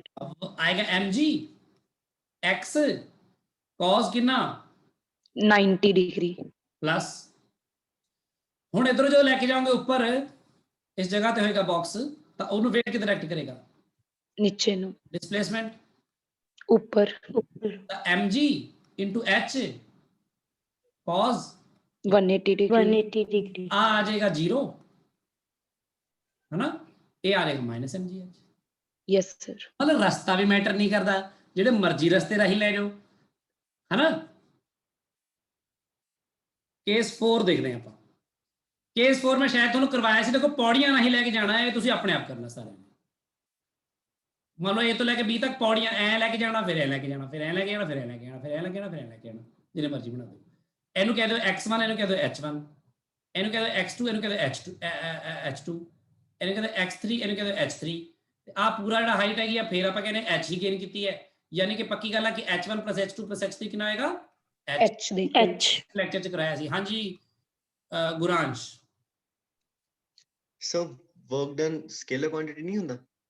ਹਾਂ ਮੈਂ ਕਦੋਂ ਕਿਹਾ ਵੈਕਟਰ ਨਹੀਂ ਹੁੰਦਾ, ਅੱਛਾ, ਮੈਨੂੰ ਵੈਕਟਰ ਨਹੀਂ ਵੈਕਟਰ ਕਿਹਾ ਸੀ ਕਿਸੇ ਨੇ। ਨਹੀਂ ਮੈਂ ਪਤਾ ਨਹੀਂ, ਮੈਂ ਧਿਆਨ ਨਹੀਂ ਦਿੱਤਾ ਹੋਣਾ, ਫਿਰ ਸੁਣਿਆ ਨਹੀਂ ਹੋਣਾ। ਮੈਂ ਕਿਹਾ ਸਕੇਲਰ ਕੁਆਂਟੀਟੀ ਸਿੱਧਾ ਹੀ ਐਡ ਹੀ ਕਰਨਾ ਹੁੰਦਾ, ਉਹਨਾਂ ਨੂੰ ਜੋੜੀ ਜਾਓ ਬਸ ਸਿੱਧਾ ਹੀ ਕੱਢ ਕੇ, ਜਿਹੜੇ ਮਰਜ਼ੀ ਰਸਤੇ ਰਾਹੀਂ ਜਾਣਾ ਵਾ। ਹਾਂਜੀ ਕਿਸੇ ਨੇ ਸ਼ਾਇਦ ਵੈਕਟਰ ਕਿਹਾ ਸੀ ਜਾਂ ਪਠਾਨਕੋਟ ਮੈਨੂੰ ਜਾਣਾ ਕੁਛ ਆ, ਮੈਂ ਪਠਾਨਕੋਟ ਜਾਣ ਲਈ ਪਹਿਲਾਂ ਮੈਂ ਲੁਧਿਆਣੇ ਤੋਂ ਗਿਆ, ਫਲੋਰ ਤੋਂ ਗਿਆ, ਫਗਵਾੜੇ ਤੋਂ ਗਿਆ, ਕਹਿੰਦੇ ਆ ਦਸੂਹੇ ਤੋਂ ਗਿਆ ਪਠਾਨਕੋਟ। ਵਰਕ ਡਨ ਪਤਾ ਕਰੋ ਜੀ, ਤਾਂ ਫਿਰ ਸਾਰੇ ਜੋੜ ਦੋ ਵਰਕ ਡਨ, ਸਿੱਧਾ ਹੀ ਚੱਕ ਕੇ, ਝਗੜਾ ਵੈਕਟਰ ਫੁਕਟਰ ਵਾਲੀ ਕੋਈ ਗੱਲ। ਵਰਕ ਡਨ ਕੈਲਕੂਲੇਟ ਕਰਨ ਤੋਂ ਬਾਅਦ ਤਾਂ ਉਸਕੇ ਅੰਦਰ ਹੀ ਹੈ। ਚਲੋ ਜੀ ਆ ਕਰ ਲੋਗੇ ਆਪਣੇ ਆਪ। ਆਵਲਾ ਕੇਸ ਤੁਹਾਨੂੰ ਪਤਾ ਨਾ -mgh ਕਿਵੇਂ ਆਏਗਾ, ਆਵਲੇ ਰਸਤਿਆਂ ਤੇ 0 ਆਉਂਦਾ ਰਹੇਗਾ, ਆਵਲੇ ਰਸਤਿਆਂ ਤੇ ਐਡ ਹੁੰਦਾ ਰਹੇਗਾ, -mgh1 -mgh2 -mgh3 ਹੋ ਜਾਏਗਾ। Yes sir. तो ये तुसी अपने आप करना है। अच्छा एक होर केस करते हैं, पंजवां केस, जस्ट मैं तुहानू तसल्ली करा रहा बस, ये पेपर च नहीं आप सारे केस करने, तो 2-3 का केस दिखा दो तो बहुत होंगे। आ कितना केस हो गया, 5 हो गए, पंजवां हो गया, पंजवां ला लो। आ ये हैगा जी, आ बी ते लैके जाना है, ते हाइट इन्हां दे डिफरेंस कितना है, एच ही है, मैं वो सेम लैके चल रहा, पर लैके जाना लहराते हुए, ऐ करके ऐ करके ऐ कुछ भी लै जाओ, सप बना के, ठीक है जी। इस तरह लैके गए आप। ਹੁਣ ਜਦੋਂ ਇਹਨੂੰ ਇਸ ਤਰ੍ਹਾਂ ਲੈ ਕੇ ਜਾਵਾਂਗੇ ਤਾਂ ਆਪਾਂ ਕਿਸੇ ਵੀ ਪੁਆਇੰਟ ਤੇ ਆਪਾਂ ਜੇ ਇਹਦੀ ਗੱਲ ਕਰੀਏ ਵੀ ਇਹਦੇ ਉੱਪਰ ਜਿਹੜਾ ਡਿਸਪਲੇਸਮੈਂਟ ਹੋਏਗੀ ਕਿਵੇਂ ਹੋਏਗੀ, ਕਿਉਂਕਿ ਜੇ ਤੁਸੀਂ ਛੋਟੀ ਜਿਹੀ ਵੀ ਡਿਸਪਲੇਸਮੈਂਟ ਇੱਥੋਂ ਲੈਣੇ, ਮੰਨ ਲਓ ਇੱਥੋਂ ਤੋਂ ਲੈ ਕੇ ਇੱਥੇ ਤੱਕ ਡਿਸਪਲੇਸਮੈਂਟ ਲੈਂਦੇ ਹੋ, ਆਹ ਛੋਟੀ ਜਿਹੀ ਡਿਸਪਲੇਸਮੈਂਟ ਮੈਂ ਸ਼ੋ ਕਰ ਰਿਹਾ ਜਾਣਬੁੱਝ ਕੇ ਇੱਥੇ ਆਪ ਲਈ ਸਟ੍ਰੇਟ ਲਾਈਨ ਮੰਨ ਲਓ ਇਹਨੂੰ ds, ਜਿਹੜੀ ਆਹ ਛੋਟੀ ਜਿਹੀ ਡਿਸਪਲੇਸਮੈਂਟ ds ਹੋਏਗੀ ਨਾ, ਇਹ ਡਿਸਪਲੇਸਮੈਂਟ ਅੱਗੇ ਦੋ ਹਿੱਸਿਆਂ 'ਚ ਤੋੜੀ ਜਾ ਸਕਦੀ ਹੈ, ਕੋਈ ਵੈਕਟਰ ਕੁਆਂਟੀਟੀ ਦੀ ਨਾ ਡਿਸਪਲੇਸਮੈਂਟ। ਇੱਕ ਤਾਂ ਆਹ ਤੋੜੀ ਜਾ ਸਕਦੀ ਇਸ ਤਰ੍ਹਾਂ dx, ਉੱਪਰ ਨੂੰ dy। ਸੋ ਕਹਿਣ ਦਾ ਭਾਵ ਇਹ ਹੈ ਕਿ ਜਿਹੜੀ ਛੋਟੀ ਜਿਹੀ ਡਿਸਪਲੇਸਮੈਂਟ ਵੀ ਹੈ ds, ਔਰ ਮੈਂ ਲਿਖ ਸਕਦਾ dx plus dy। ਤੇ ਇਸੇ ਤਰ੍ਹਾਂ ਜੇ ਕੋਈ ਕਿਸੇ ਜਗ੍ਹਾ ਤੇ ਇਸ ਤਰ੍ਹਾਂ ਹੋ ਜਾਵੇ ਕਿ ਡਿਸਪਲੇਸਮੈਂਟ ਐ ਹੋਵੇ ਰਸਤਾ, ਤੇ ਤੁਸੀਂ ਇੱਥੋਂ ਚੂਜ਼ ਕਰ ਲਓ ਨੀਚੇ ਨੂੰ ds, ਤਾਂ dx ਇੱਧਰ ਨੂੰ ਹੋ ਜਾਏਗਾ, dy ਨੀਚੇ ਨੂੰ ਹੋ ਜਾਏਗਾ, ਹੋਰ ਕੀ ਹੈ, ਕੋਈ ਫਰਕ ਨਹੀਂ ਪੈਂਦਾ ਤੁਹਾਨੂੰ, ਠੀਕ ਹੈ, -dy ਆ ਜਾਏਗਾ, ਠੀਕ ਹੈ। ਇਹ ਆਪਾਂ ਕਰਦੇ ਰਹੀਏ, ਪਰ ਮੈਂ ਇੱਥੇ ਗੱਲ ਕਰਨਾ। ਸੋ ਵਰਕ ਡਨ ਇੱਥੇ ਜਿਹੜਾ ਆਏਗਾ ਇਨ ਸਮਾਲ ਡਿਸਪਲੇਸਮੈਂਟ ਕਿੰਨਾ ਆਏਗਾ, work done during small displacement ds ਕਿੰਨਾ ਆਏਗਾ, ਉਹ ਆਏਗਾ dw is equal to ਜਿੰਨਾ ਵੀ ਉੱਥੇ mg ਹੋਏਗਾ, ਮਤਲਬ ਮੈਨੂੰ ਨਹੀਂ ਪਤਾ ਰਿਹਾ mg ਮੈਂ ਵੈਕਟਰ ਫਾਰਮ 'ਚ ਲਿਖ ਰਿਹਾ, ਡਾਟ ਪ੍ਰੋਡਕਟ ਲਿਖ ਰਿਹਾ ਕਿਉਂਕਿ ਮੈਂ ds ਨਾਲ, ਠੀਕ ਹੈ, ਮੈਂ ਡਾਟ ਪ੍ਰੋਡਕਟ ਹੈ ਲਿਖਿਆ ਇਸ ਲਈ mg ਨੂੰ ਮੈਂ ਕੱਲਾ ਮੈਗਨੀਟਿਊਡ ਨਹੀਂ ਲਿਖਿਆ, ਬਾਅਦ ਦੇਖ ਲਾਂਗੇ। ਇਹ ਆ ਜਾਏਗਾ mg ਡਾਟ, ਇਹ ਆ ਜਾਏਗਾ dx plus dy, mg dot dx ਤੇ mg ਡਾਟ dy। ਆ ਜਿਹੜਾ dx ਵਾਲਾ ਆਇਆ, dx ਦਾ ਦੇਖੋ ਆ ਯੈਲੋ ਕਲਰ ਦਾ ਬਣਾਇਆ ਮੈਂ, ਆ dx ਹੈ, ਤੇ mg ਕਿੱਧਰ ਨੂੰ ਹੋਏਗਾ, ਵਰਟੀਕਲੀ डाउनवर्ड। ਤੇ ਉਹਨਾਂ ਦਾ ਐਂਗਲ ਕਿੰਨਾ ਹੋਣ ਵਾਲਾ ਹੈ, 90। 0 ਹੀ ਹੋਗਾ। Yes sir. ਤੇ ਇਹ ਜਿਹੜਾ mg dy ਹੈ, ਇਹ ਚ mg ਤੇ ਉੱਪਰਲਾ ਕੀ ਆਏਗਾ dy, ਹੈ ਨਾ, ਡਾਟ dy, ਇਹਨੂੰ ਫਿਲਹਾਲ ਹੀ ਲਿਖਦਾ mg ਡਾਟ dy ਆਏਗਾ ਤੁਹਾਡਾ, ਅਦਰਵਾਈਜ਼ ਜਸਟ ਮੈਂ ਇਹ ਸਮਾਲ ਡਿਸਪਲੇਸਮੈਂਟ ਦੀ ਗੱਲ ਕਰ ਰਿਹਾ ਸੀ। ਸੋ ਜੇ ਮੈਂ ਇਹਨੂੰ ਹੁਣ ਥੋੜਾ ਹੋਰ ਸੁਆਰ ਕੇ ਲਿਖਣਾ ਚਾਹਾਂ ਉਸ ਤਰ੍ਹਾਂ ਕਿ ਮੰਨ ਲਓ ਜੇ ਕਿਸੇ ਵੀ ਜਗ੍ਹਾ 'ਚ ਜਿਹੜਾ ds ਹੈ, ਜਿਹੜਾ ds ਦਾ ਐਂਗਲ ਬਣ ਰਿਹਾ, ਤੁਹਾਨੂੰ ਪਤਾ ਇੱਥੇ ਇਹਨੂੰ ਕਰੋਗੇ ਤਾਂ ਕੀ ਆਏਗਾ, ਤੁਹਾਨੂੰ ਪਤਾ -mg dy ਆ ਜਾਏਗਾ ਨਾ, ਕਿ ਨਹੀਂ, ਕਿਉਂਕਿ dy यस सर। ਤੇ ਵਜੇ ਜਿਹੜਾ ਆਪਾਂ ਡਾਇਗਰਾਮ ਲਿਆ ਉਸ ਹਿਸਾਬ ਨਾਲ ਲਿਖਿਆ। ਚਲੋ ਹੁਣ ਮੈਂ ਇਹਨੂੰ ਕਹਿਣਾ ਕਿ ਕਿਸੇ ਵੀ ਜਗ੍ਹਾ ਤੇ ਮੈਂ ਜੇ ਮੈਂ ਗੱਲ ਕਰਾਂ ਇੱਥੇ weight ਦੇ ਨਾਲ, ਜੇ ਇਸ ds ਦੇ ਲਈ ਹੀ ਗੱਲ ਕਰਾਂ, ਇੱਥੇ ਆ mg ਹੈ ਤੇ mg ਤੇ ds ਚ ਐਂਗਲ ਕਿੰਨਾ ਆਏਗਾ, ਆ ਜੇ ਥੀਟਾ ਹੈ ਤਾਂ ਆ ਕਿੰਨਾ 90 plus ਥੀਟਾ ਆਏਗਾ ਨਾ, ਤਾਂ ਸਮਾਲ ਵਰਕ ਡਨ ਕਿੰਨਾ ਆਏਗਾ, mg into ds into cos of 90 plus theta, वो बनेगा -mg sin theta into ds, है ना, sin यस सर। ਤੇ mg sin theta कितना आएगा देखो, सॉरी -mg sin theta कितना आएगा, sin theta ਨੂੰ ਆਪਾਂ ਕਹਾਂਗੇ dy by ds, ਦੇਖੋ ਇੱਥੇ ਇੱਥੇ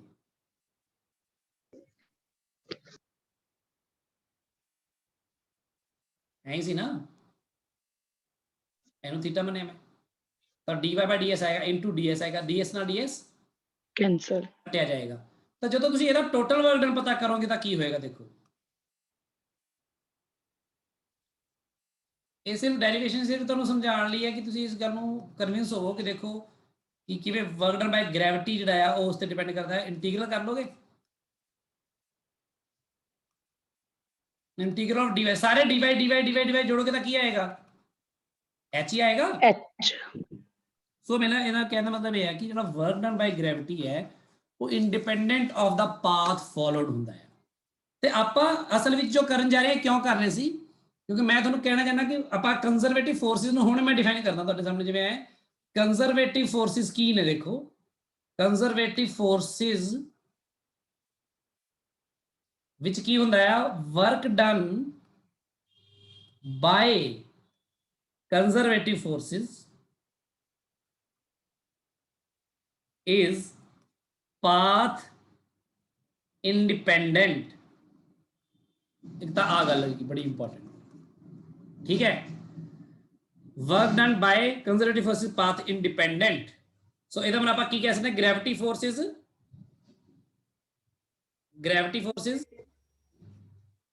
are conservative forces। हाँ कंजर्वेटिव फोर्स, हाँ gravity force are conservative forces is conservative, ठीक है। एंड ਇਹਦੇ ਚ ਤੁਹਾਨੂੰ ਪਤਾ ਕਿ ਇਹਦੇ ਚ ਹੁੰਦਾ ਕਿ only vertical displacement matters. Yes sir. ਆਪਾਂ ਨੂੰ ਯਾਨੀ ਕਿ ਬਹੁਤ ਜ਼ਿਆਦਾ ਫਿਰ ਸੋਲਵ ਕਰ ਕਰਕੇ ਦਿਖਾਣਾ ਹਰ ਜਗ੍ਹਾ ਨਿਊਮੈਰਿਕਲਸ ਵਗੈरह ਚ ਆਪਾਂ ਆਪ ਹੀ ਸੋਚਦੇ ਕਿ ਗ੍ਰੈਵਿਟੀ ਦੇ ਕਰਕੇ ਅਗਰ ਫੋਰਸ ਪਤਾ ਕਰਨਾ ਹੈ, ਵਰਕ ਡਨ ਪਤਾ ਕਰਨਾ ਹੈ, ਸਿੱਧਾ ਹੀ ਦੇਖੋ ਕਿ ਕਿੰਨਾ ਡਿਫਰੈਂਸ ਹੈ। ਉਹ ਫਿਰ ਜਿਵੇਂ ਮਰਜ਼ੀ ਹੋਵੇ, ਜਿਵੇਂ ਕਿ ਤੋਂ ਕੋਈ ਆਪਾਂ ਪ੍ਰੋਜੈਕਟਾਈਲ ਇਥੋਂ ਫਾਇਰ ਕਰਦੇ ਹਾਂ ਹੌਰੀਜ਼ੌਂਟਲੀ ਕਿਸੇ ਹਾਈਟ ਤੋਂ, h ਹਾਈਟ ਤੋਂ, ਤੇ ਚਾਹੇ ਸਿੱਧਾ ਫਾਇਰ ਕਰ ਦਈਏ ਤਾਂ ਮੈਂ ਕਿ ਐਂ ਗਿਰ ਜਾਵੇ ਇੱਥੇ, ਤੇ ਚਾਹੇ ਇਹਨੂੰ ਥੋੜਾ ਐਂ ਫਾਇਰ ਕਰ ਦਈਏ ਤੇ ਜਾ ਕੇ ਐਂ ਗਿਰ ਜੇ ਇੱਥੇ, ਜਾਂ ਸਿੱਧਾ ਇੱਥੋਂ ਗਿਰ ਜੇ ਇੱਥੇ, ਹਨਾ। ਤਾਂ ਜਿਹੜਾ ਵਰਕ ਡਨ ਬਾਈ ਗ੍ਰੈਵਿਟੀ ਹੋਏਗਾ ਇੱਥੇ ਉਹ ਮੈਟਰ ਕਰੇਗਾ, ਹੋਰ ਕਿਸੇ ਨਹੀਂ, ਉਹ ਸਿਰਫ x ਤੇ ਡਿਪੈਂਡ ਕਰਦਾ, ਇਨੀਸ਼ੀਅਲ ਤੇ ਫਾਈਨਲ ਪੋਜੀਸ਼ਨ ਦੀ ਆਪਸ ਚ ਕਿੰਨੀ ਹਾਈਟ ਦਾ ਡਿਫਰੈਂਸ ਹੈ ਬਸ। ਤੇ ਆਹ ਨਹੀਂ ਮੈਟਰ ਕਰਦਾ ਉਹ ਕਿੰਨੀ ਦੂਰ ਗਿਆ ਹੈ, ਕਿਉਂਕਿ ਇਹ ਚ ਗ੍ਰੈਵਿਟੀ ਦਾ ਕੋਈ ਰੋਲ ਨਹੀਂ ਹੈ। ਜਿਹੜੀ ਲੈਫਟ ਰਾਈਟ ਨੂੰ ਜਾ ਰਹੀ ਹੈ ਉਹ ਚ ਗ੍ਰੈਵਿਟੀ ਦਾ ਕੋਈ ਰੋਲ ਨਹੀਂ ਹੈ, ठीक है गल। एक होर जी गल बड़ी ध्यान देखो, हमेशा ध्यान रखना कि वर्क डन बाय ग्रेविटी का इस गल इत्थे। हाँ जी पीयूष सर कोई और एग्जांपल है कि सर कंजर्वेटिव फोर्स दी? हाँ स्प्रिंग फोर्स है, इलेक्ट्रोस्टैटिक फोर्स है, मैग्नेटिक फोर्स है, सारे दस देना मैं, सारी एग्जांपल कंजर्वेटिव दी ने। नॉट कंजर्वेटिव दी एग्जांपल हैगी फ्रिक्शन, ठीक है। फ्रिक्शन च पाथ इंडिपेंडेंट नहीं होंदा, पाथ डिपेंडेंट होंदा है वर्क डन बाय फ्रिक्शन। ਜਿਹੜੇ ਰਸਤੇ ਨਾਲ ਲੈ ਕੇ ਗਏ ਉਹ ਆਗਲ ਮੈਟਰ ਕਰਦੀ ਉੱਥੇ। ਹੁਣ ਜਿਵੇਂ ਆ ਦੇਖ ਲੈ ਇੱਥੇ ਮੰਨ ਲਓ ABC ਪੁਆਇੰਟ ਹੈਗਾ ਕੋਈ, ਮੰਨ ਲਓ ਆ A ਪੁਆਇੰਟ ਨੂੰ ਆਪਾਂ ਇਹਦੇ ਲੈਵਲ ਨੂੰ ਇੱਥੇ ਸ਼ੋ ਕਰ ਲੈਂਦੇ ਆਪਾਂ। ਤੇ ਜਿਹੜਾ B ਪੁਆਇੰਟ ਹੈ, B ਪੁਆਇੰਟ ਜਿਹੜਾ A ਪੁਆਇੰਟ ਤੋਂ ਮੰਨ ਲਓ ਜਸਟ H1 ਹਾਈਟ ਤੇ ਹੈ, ਤੇ C ਪੁਆਇੰਟ ਜਿਹੜਾ ਉਹ H2 ਹਾਈਟ ਤੇ, ਜਸਟ ਉਹ ਐਗਜ਼ਾਮਪਲ ਸ਼ੋ ਕਰ ਲੈਂਦੇ ਹਾਂ, ਹਨਾ। ਤੇ ਮੰਨ ਲਓ ਜੇ वर्क डन बाय ग्रेविटी पता करना है, मैं work done by gravity from A to B लेके जाना अगर ऑब्जेक्ट ਨੂੰ, ਤਾਂ ਤੁਸੀਂ ਦੱਸੋ ਕਿੰਨਾ ਆਏਗਾ। Minus mg h1। ਸਿੰਪਲ ਜੀ ਗੱਲ ਹੈ ਬਸ। ਤੇ work done by gravity from अगर A टू C करना ਹੋਵੇ ਤਾਂ ਦੱਸੋ ਕਿੰਨਾ ਆਏਗਾ। mg h2। ਯੈਸ, ਇਹ ਪੋਜ਼ਿਟਿਵ ਆਏਗਾ, ਯਾਨੀ ਕਿ ਜਦੋਂ ਤੁਸੀਂ ਡਾਊਨਵਰਡ ਲੈ ਕੇ ਆਉਂਦੇ ਹੋ ਕਿਸੇ ਚੀਜ਼ ਨੂੰ ਤਾਂ mg v ਡਾਊਨਵਰਡ ਹੁੰਦੀ ਹੈ ਤੇ डिस्प्लेसमेंट भी डाउनवर्ड होती है, तो पॉजिटिव आंसर आता है वर्क डन। अगर ऊपर लेके जाने हो तो mg नेगेटिव ऊपर आता है नेगेटिव आता है। सो आ गया। तो वर्क डन बाय mg अगर करना हो फ्रॉम B टू C ਕੀ ਹੋਏਗਾ, mg h1 plus h2। ਤੇ ਜੇ C टू B करना हो तो नेगेटिव ਦਾ ਸਾਈਨ ਲੱਗ ਜਾਏਗਾ। हाँ negative minus mg h1 plus h2। So work done by gravity है ना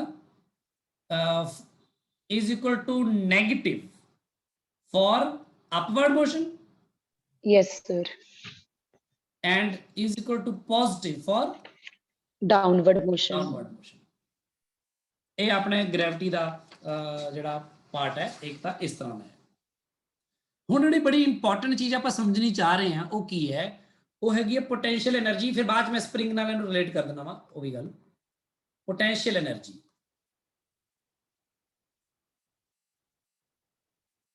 ਹੁਣ ਜਿਵੇਂ ਆਮ ਜੇ ਆਪਾਂ ਦੇਖਿਆ ਆਪਾਂ ਲੋਅਰ ਕਲਾਸਿਸ ਚ ਕੀ ਪੜਿਆ, it is the energy possessed by system, ठीक है, due to its position position या सिस्टम ਦੇ ਬਾਰੇ ਆਪਾਂ ਗੱਲ ਕਰ ਰਹੇ ਹਾਂ, ਕਨਫੀਗਰੇਸ਼ਨ ਦੀ ਵੀ ਗੱਲ ਕਰ ਰਹੇ ਹਾਂ ਕਿ ਕਿੱਥੇ ਕਿੱਥੇ ਕੋਈ ਚੀਜ਼ ਪਈ ਹੋਈ ਹੈ, ਕਨਫੀਗਰੇਸ਼ਨ। ਤੇ ਅਸੀਂ ਇਹ ਪੜਿਆ ਗ੍ਰੈਵਿਟੇਸ਼ਨਲ ਪੋਟੈਂਸ਼ੀਅਲ એનર્ਜੀ ਜਿਹੜੀ ਹੁੰਦੀ ਹੈ ਕਿਸੇ ਹਾਈਟ h ਤੇ ਉਹ mg h ਦੇ ਬਰਾਬਰ ਹੁੰਦੀ ਹੈ। ਇਹ ਸਿਰਫ ਗ੍ਰੈਵਿਟੇਸ਼ਨ ਵਾਲੀ ਪੜ੍ਹੀ ਆਪਾਂ, ਲੋਅਰ ਕਲਾਸਿਸ ਦੇ ਵਿੱਚ ਪੜ੍ਹੀ ਹੈ, ਮੈਂ ਲੋਅਰ ਕਲਾਸਿਸ ਦੀ ਗੱਲ ਕਰ ਰਿਹਾ, ਠੀਕ ਹੈ, ਉਹ ਜਿੱਥੇ ਮਰਜ਼ੀ ਪੜ੍ਹੀ ਹੋਵੇ ਤੁਸੀਂ।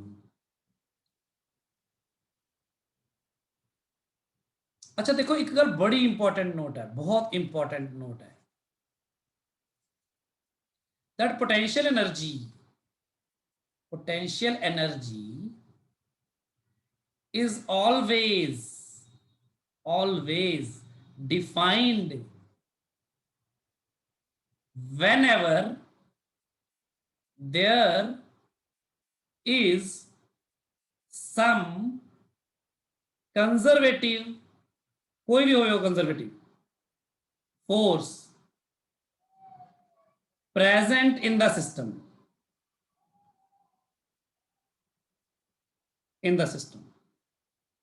फॉर एग्जाम्पल अगर तक ग्रेविटी फोर्स होई किते तक ग्रेविटेशनल पोटेंशियल एनर्जी आ जाती है, अगर स्प्रिंग फोर्स होया किते ये भी पाथ इंडिपेंडेंट है तो स्प्रिंग एनर्जी आ जाती है, अगर इलैक्ट्रोस्टैटिक फोर्स होया जिवें चार्जिस विच हुंदा है पॉजिटिव रिपेल करता है, उसदे बारे +2 च ज़्यादा पढ़ांगे आपां, तो इलैक्ट्रोस्टैटिक पोटेंशियल एनर्जी आ जाती है। तुसीं ज़्यादा ध्यान हले ये दो ही ते देना मैं, क्योंकि तुहाडे सिलेबस या तुहाडे +1 दे विच आही दोनों बारे डिस्कशन है अपनी, ये +2 च आएगी, ठीक है। +2 च आपां प्रॉपरली पढ़ांगे इहदी पोटेंशियल एनर्जी बारे भी, हर चीज़ बारे। इस तरह मैं तुहानूं मैगनेट्स बारे दस्सिया सी ना तुहानूं, दैट मैगनेट्स ਦੇ ਵਿੱਚ ਕੀ ਹੁੰਦਾ ਹੈ ਕਿ ਆਪਾਂ ਜਦੋਂ ਮੈਗਨੇਟਸ ਨੂੰ ਦੂਰ ਕਰਦੇ ਇੱਕ ਦੂਜੇ ਤੋਂ ਤਾਂ ਉਹਨਾਂ 'ਚ એનર્ਜੀ ਆਉਂਦੀ ਹੈ, ਉਹ ਪੋਟੈਂਸ਼ੀਅਲ એનર્ਜੀ, ਕਿਉਂਕਿ ਉਹ ਮੈਗਨੈਟਿਕ ਫੋਰਸ ਜਿਹੜਾ ਉਹ ਵੀ ਕੀ ਹੈ, ਕੰਜ਼ਰਵੇਟਿਵ ਫੋਰਸ, ਠੀਕ ਹੈ। ਸੋ ਹੁਣ ਜਿਹੜੀ ਇੱਕ ਹੋਰ ਇੰਪੋਰਟੈਂਟ ਗੱਲ ਕੀ ਹੈ, ਦੇਖੋ ਵੈਨਐਵਰ, ਹੁਣ ਆ ਵੀ ਬੜਾ ਇੰਪੋਰਟੈਂਟ ਨੋਟ ਹੈ, ਇੱਕ ਆ ਜਿਹੜੇ ਇੰਪੋਰਟੈਂਟ ਨੋਟ ਨੇ ਤਾਂ ਤੁਸੀਂ ਬਾਰ-ਬਾਰ ਪੜੋਗੇ ਤੇ ਦੇਖੋਗੇ, ਧਿਆਨ 'ਚ ਰੱਖੋਗੇ ਤਾਂ ਆਪਣੇ ਨੋਟਸ ਯਾਨੀ ਪੂਰੇ ਕੰਪਲੀਟ ਹੋਣਗੇ। देखो whenever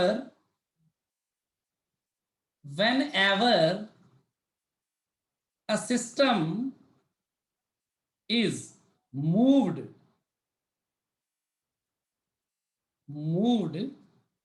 अब बड़ी इंपॉर्टेंट चीज है, अगेंस्ट, मैं देखो अगेंस्ट कैपिटल लेटर च लिख रहे हैं, against conservative forces, then potential energy of system will increase,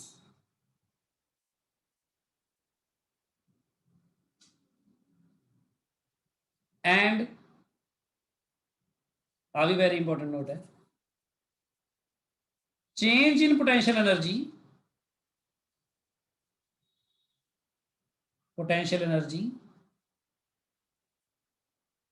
आज दे मैं नोट देता हूँ, पीडीएफ ही भेज दूंगा जी सारे ही, वैसे तुझे नाम लिख रहे हो तो चंगी गल है। Change in potential energy is always equal to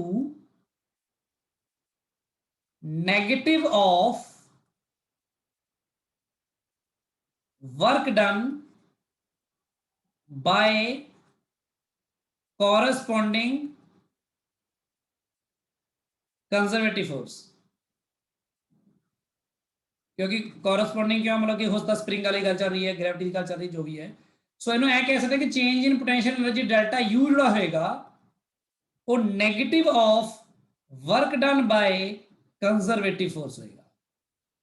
conservative force के खिलाफ जो वर्क किया जाता है, या क्योंकि इसलिए नेगेटिव लाता मैं, वो potential energy they change which मतलब अपन नूं अपीयर हुंदा है, मतलब पोटेंशियल एनर्जी चेंज करता है, जिवें you final minus u initial is equal to negative of work done by conservative force। इसकी एग्जांपल जी है ਉਹ ਹੁਣੀ ਤੁਸੀਂ ਕੀਤੀ ਹੈ ਗ੍ਰੈਵਿਟੀ ਦੀ। ਹਾਂਜੀ ਪੀਯੂਸ਼।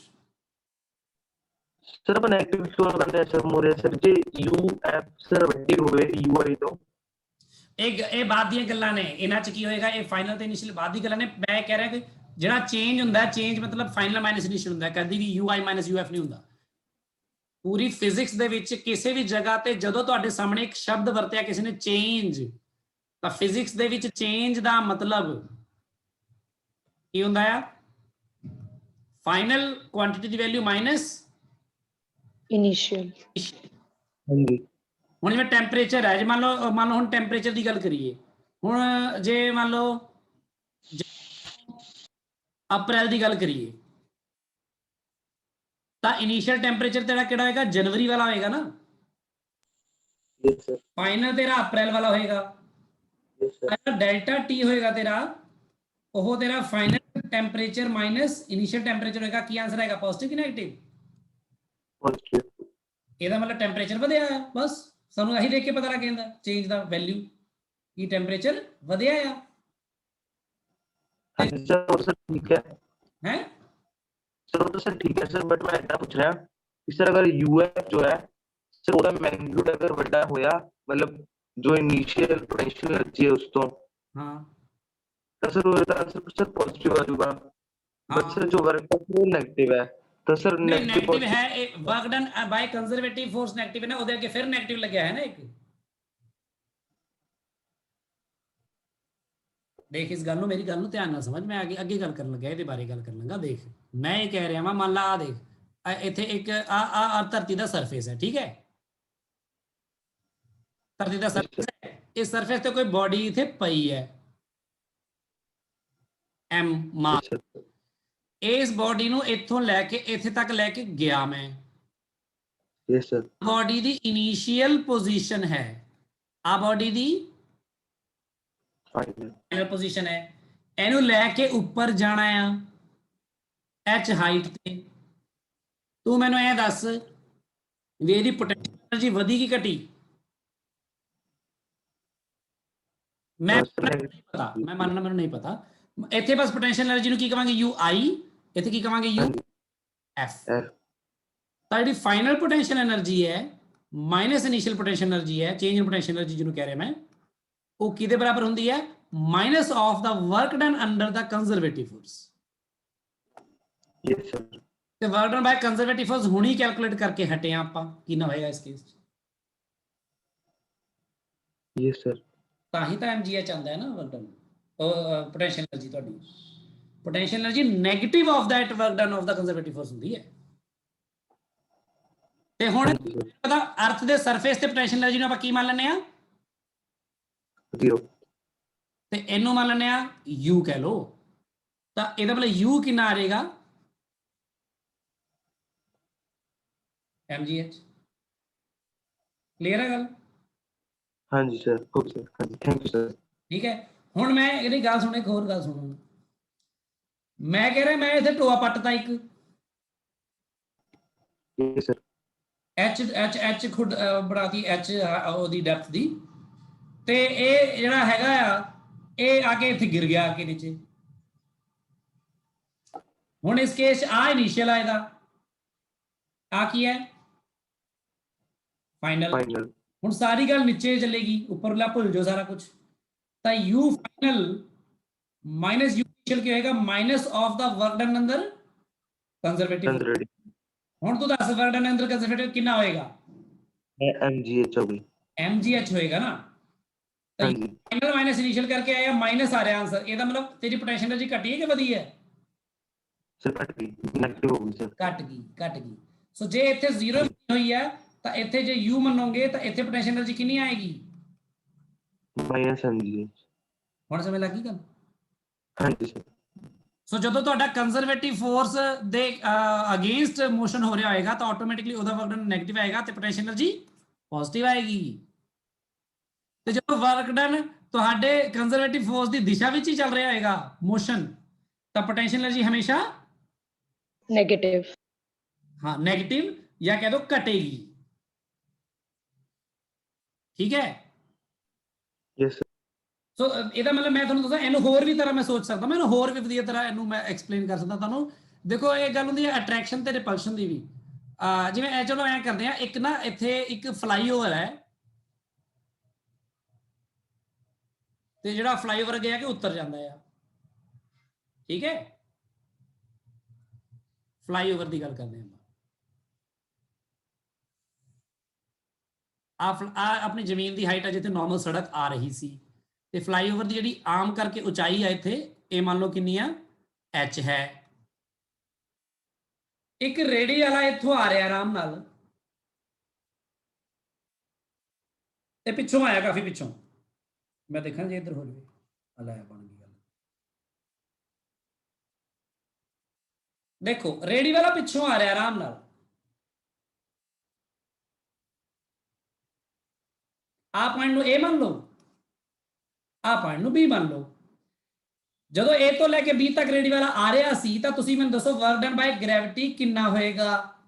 0 0 मतलब change in potential energy will be equal to negative of the work done by conservative force, that is negative of the 0। कितनी potential energy change होएगी? 0, कुछ नहीं होएगा, चेंज नहीं होएगा, ठीक है।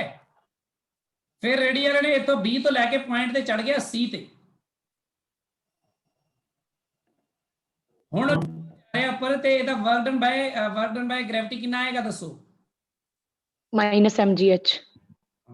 माइनस mgh, ਤੇ माइनस mgh ਦੇ ਅੱਗੇ ਫਿਰ ਮੈਂ ਇੱਕ ਨੈਗੇਟਿਵ ਹੋਰ ਲਾ ਦਵਾਂ? Yes sir. Change in potential energy ਆ ਜਾਏਗੀ mgh। ਇਹਦਾ ਮਤਲਬ B ਤੋਂ C ਵੱਲ ਜਾਂਦੇ ਹੋਏ ਦੀ ਪੋਟੈਂਸ਼ੀਅਲ એનર્ਜੀ ਵਧੀ ਹੈ, ਠੀਕ ਹੈ, ਸਾਰਿਆਂ ਨੂੰ ਪਤਾ ਲੱਗ ਗਈ ਗੱਲ? Yes sir. ਹੁਣ ਕੀ ਕਰਨ ਲੱਗਿਆ ਤੁਹਾਨੂੰ ਪਤਾ, ਮੈਂ C ਤੋਂ ਬਾਅਦ ਉਹ ਮੰਨ ਲਓ D ਤੇ ਆ ਗਿਆ, ਤਾਂ ਹੁਣ ਜਿਹੜਾ work done change in potential energy ਹੈ ਕਿਉਂਕਿ negative of the work done by conservative force. Yes sir. ਤਾਂ ਹੁਣ ਪੋਟੈਂਸ਼ੀਅਲ એનર્ਜੀ कट गई, डिक्रीज हुई है। क्लियर हुई गल? Yes sir. तो ਤੁਸੀਂ ਇੱਕ ਸਿੰਪਲ ਜੀ ਗੱਲ ਸਮਝੋ ਕਿ ਜਦੋਂ ਕਿਸੇ ਵੀ ਕੰਜ਼ਰਵੇਟਿਵ ਫੋਰਸ ਦੇ ਖਿਲਾਫ ਵਰਕ ਡਨ ਹੁੰਦਾ ਹੈ ਤਾਂ ਉਹ ਜਾ ਕੇ ਪੋਟੈਂਸ਼ੀਅਲ એનર્ਜੀ ਵਧਾ ਦਿੰਦਾ ਹੈ, ਪਰ ਜਦੋਂ ਕਿਸੇ ਕੰਜ਼ਰਵੇਟਿਵ ਫੋਰਸ ਦੇ ਫੇਵਰ ਚ ਵਰਕ ਡਨ ਹੁੰਦਾ ਹੈ, ਉਹਦੀ ਹੀ ਡਾਇਰੈਕਸ਼ਨ ਚ ਜਾਂ ਉਹ ਐਕਿਊਟ ਐਂਗਲ ਤੇ ਕਿਸੇ, ਤਾਂ ਉਹਦੀ ਪੋਟੈਂਸ਼ੀਅਲ એનર્ਜੀ ਨੂੰ ਉਹ ਘਟਾ ਦਿੰਦਾ ਹੈ। ਹੁਣ ਗੱਲ ਕਲੀਅਰ ਹੋਈ? Yes sir. ਠੀਕ ਹੈ ਜੀ। Yes sir. ਅਗਰ ਮੈਂ ਇਹਨੂੰ ਹੋਰ ਇੰਪਰੂਵ ਕਰਕੇ ਕੈਮਿਸਟਰੀ ਦੇ ਐਂਗਲ ਤੋਂ ਸਮਝਾ ਦਿੰਦਾ ਤੁਹਾਨੂੰ ਮੈਂ, ਜਦੋਂ ਉਹ ਬੰਦਾ ਜਾ ਰਿਹਾ ਸੀ ਗ੍ਰੈਵਿਟੀ ਨੀਚੇ ਨੂੰ ਲੱਗ ਰਹੀ ਸੀ ਨਾ, यस सर। ਉੱਪਰ ਨੂੰ ਜਾ ਰਿਹਾ ਸੀ ਨਾ, यस। ਕੰਜ਼ਰਵੇਟਿਵ ਫੋਰਸ ਉਸ ਨੂੰ ਰੋਕ ਰਿਹਾ ਸੀ ਨਾ, यस सर। ਪਰ ਉਹ ਫਿਰ ਵੀ ਗਿਆ ਤਾਂ ਪੋਟੈਂਸ਼ੀਅਲ એનર્ਜੀ ਵਧੀ। ਜਦੋਂ ਨੀਚੇ ਨੂੰ ਆ ਰਿਹਾ ਸੀ ਤਾਂ ਉਹ ਆ ਵੀ ਨੀਚੇ ਰਿਹਾ ਸੀ ਤੇ ਫੋਰਸ ਵੀ ਨੀਚੇ ਲੱਗ ਰਿਹਾ ਸੀ, ਯਾਨੀ ਅਟਰੈਕਟਿਵ ਜਿਹਾ ਕੰਮ ਸੀ ਨਾ, ਯਾਨੀ ਜਿਹੜਾ ਕੰਜ਼ਰਵੇਟਿਵ ਫੋਰਸ ਦੇ ਫੇਵਰ 'ਚ ਹੀ ਚੱਲ ਰਿਹਾ ਸੀ ਨਾ ਉਹ ਬੰਦਾ। यस। ਘਟੀ। ਇਸ ਗੱਲ ਨੂੰ ਧਿਆਨ 'ਚ ਰੱਖ ਕੇ ਬਸ ਇੱਕ ਰਫ ਆਈਡੀਆ ਦਿਓ, ਪਲੱਸ 2 ਦਾ ਕੁਐਸਚਨ ਵੈਸੇ ਤਾਂ ਪਲੱਸ 2 ਵਿੱਚ ਜ਼ਿਆਦਾ ਵਧੀਆ ਤਰ੍ਹਾਂ ਕਰਾਂਗੇ, ਇੱਥੇ ਮੈਂ ਵੈਸੇ ਸਮਝਾ ਰਿਹਾ। ਜਦੋਂ ਇੱਕ ਪੋਜ਼ਿਟਿਵ ਚਾਰਜ ਨੂੰ ਇੱਕ ਪੋਜ਼ਿਟਿਵ ਚਾਰਜ ਦੇ ਕੋਲ ਰੱਖਿਆ ਹੈ, ਮੰਨ ਲਓ ਕਿਸੇ ਜਗ੍ਹਾ ਤੇ, ਜਦੋਂ ਇੱਕ ਪੋਜ਼ਿਟਿਵ ਚਾਰਜ ਦੇ ਕੋਲ ਰੱਖਿਆ ਗਿਆ ਹੈ ਤੇ ਆ ਕੇ ਆਪਾਂ ਕੀ ਕੀਤਾ, ਮੈਂ ਇਹਨੂੰ ਖਿੱਚ ਕੇ ਇੱਧਰ ਕੀਤਾ, ਇਹਨੂੰ ਖਿੱਚ ਕੇ ਇੱਧਰ ਕੀਤਾ ਤੇ ਦੋਨਾਂ ਨੂੰ ਅਲੱਗ-ਅਲੱਗ ਲਿਆ ਕੇ ਰੱਖਤਾ, ਤਾਂ ਦੱਸੋ ਮੈਂ ਜੋ ਵਰਕ ਡਨ ਕਰ ਰਿਹਾ ਸੀ ਇੱਥੇ, ਉਹਦੇ ਨਾਲ ਇਹਦੀ ਪੋਟੈਂਸ਼ੀਅਲ એનર્ਜੀ ਵਧੂਗੀ ਕਿ ਘਟੂਗੀ? ਬਸ ਮੈਂ ਆ ਪੁੱਛਣਾ। कटूगी। ਬੋਲੋ ਬਈ, ਸਾਰੇ ਆਪਣਾ ਆਪਣਾ ਓਪੀਨੀਅਨ ਦੇ ਸਕਦੇ ਹੋ ਜੇ ਕੋਈ ਚੇਂਜ ਵੀ ਕਰਨਾ ਚਾਹੁੰਦਾ ਹੈ। घटेगी सर बढ़ेगी सर आई थिंक। हैं सर कटोगी सर। ਇਹ 55 ਕੌਣ ਹੈ ਵੀ ਜਿਹਨੇ 55 ਨਾਮ ਰੱਖਿਆ ਆਪਣਾ ਕਲਾਸ 'ਚ? ਇਹ ਹੁਣੀ ਐਂਟਰ ਕੀਤਾ ਕੋਈ? Who is 55?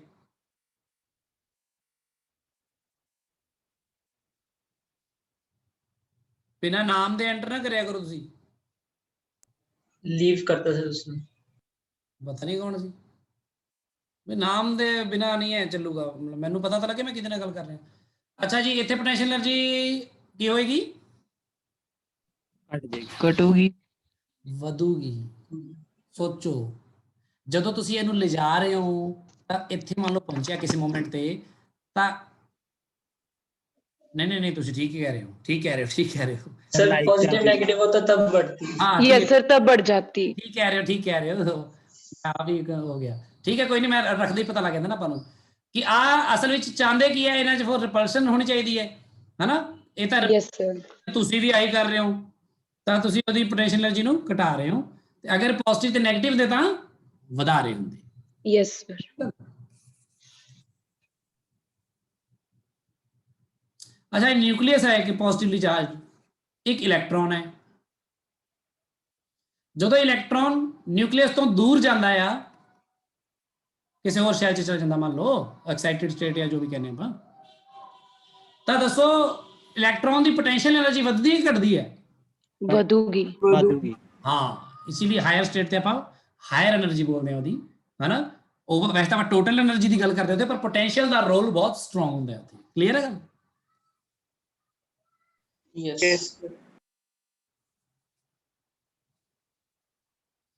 ਹੁਣ ਆਪਾਂ ਗੱਲ ਕਰਨ ਲੱਗੇ ਆ ਬਹੁਤ ਜ਼ਰੂਰੀ ਜਿਹਦੇ ਨਾਲ ਇੱਕ ਬਹੁਤ ਵਧੀਆ ਰਿਲੇਸ਼ਨ ਨਿਕਲ ਕੇ ਆਏਗਾ ਇਹਦਾ ਤੇ ਬਹੁਤ ਧਿਆਨ ਨਾਲ ਸਮਝਣਾ ਤੁਸੀਂ ਇਸ ਗੱਲ ਨੂੰ ਇਹਦੇ ਨਾਲ ਕਾਫੀ ਗੱਲਾਂ ਕਲੀਅਰ ਹੋਣਗੀਆਂ ਤੁਹਾਨੂੰ ਹੁਣ ਤੱਕ ਜੋ ਆਪਾਂ ਕਰ ਰਹੇ ਆ ਇਹ ਤਾਂ ਕਰ ਰਹੇ ਆ ਵਰਕ ਡਨ ਬਾਈ ਗ੍ਰੈਵਿਟੀ ਹੁਣ ਆਪਾਂ ਇਸ ਤੋਂ ਇਲਾਵਾ ਕਰਦੇ ਆ ਕਿ ਜੇ ਆਪਾਂ ਕੁਝ ਹੋਰ ਜ਼ਿਆਦਾ ਵਰਕ ਡਨ ਕਰੀਏ ਤਾਂ ਕੀ ਹੋਏਗਾ ਜੇ ਮੰਨ ਲਓ ਆ ਇੱਕ ਸਰਫੇਸ ਹੈ ਤੁਸੀਂ ਮੰਨ ਲਓ ਕਿ ਇੱਥੇ ਇੱਕ ਬਲੌਕ ਹੈ ਮਾਸ m ਦਾ ਤੇ ਇਸ ਨੂੰ ਲੈ ਕੇ ਮੈਂ ਗਿਆ ਵਾਂ ਉੱਪਰ ਇੱਥੇ ਤੇ ਇਹ ਉੱਪਰ ਲੈ ਜਾਂਦੇ ਇੱਕ ਮਿੰਟ ਨੂੰ ਹਟਾ ਦਈਏ ਇਹ ਜਿਹੜੀ ਉੱਪਰ ਫੋਰਸ ਲਗਾ ਕੇ ਇਹਨੂੰ ਲਿਜਾਇਆ ਜਾ ਰਿਹਾ ਤੇ ਆ ਇਹਦੀ ਇਨੀਸ਼ੀਅਲ ਪੋਜੀਸ਼ਨ ਹੈ ਤੇ ਆ ਫਾਈਨਲ ਪੋਜੀਸ਼ਨ ਹੈ ਠੀਕ ਹੈ ਜੀ ਗੱਲ यस सर ਬਲੌਕ ਦਾ ਜਿਹੜਾ ਮਾਸ ਹੈ 4 ਕਿਲੋਗ੍ਰਾਮ ਲੈ ਲੈਣੇ ਆਪਾਂ ਜਸਟ ਗੱਲ ਨੂੰ ਸਮਝਣ ਦੇ ਲਈ 4 ਕਿਲੋਗ੍ਰਾਮ ਲੈ ਲਾਂਗੇ ਤਾਂ ਇਹਦਾ ਜਿਹੜਾ weight ਕਿੰਨਾ ਆਏਗਾ 40 ਨਿਊਟਨ 40 ਤੇ ਜਿਹੜਾ ਇਹ F ਲਗਾ ਕੇ ਆਪਾਂ ਲਿਜਾ ਰਹੇ ਹਾਂ ਮੰਨ ਲਓ ਜਿਹੜਾ ਇਹ F ਅਪਲਾਈ ਕੀਤਾ ਇਹ ਜਸਟ ਜਿਵੇਂ ਮੈਂ ਤੁਹਾਨੂੰ ਸਮਝਾਇਆ ਜਿਵੇਂ ਹੈ ਨਾ ਮੰਨ ਲਓ ਇੰਨਾ ਆ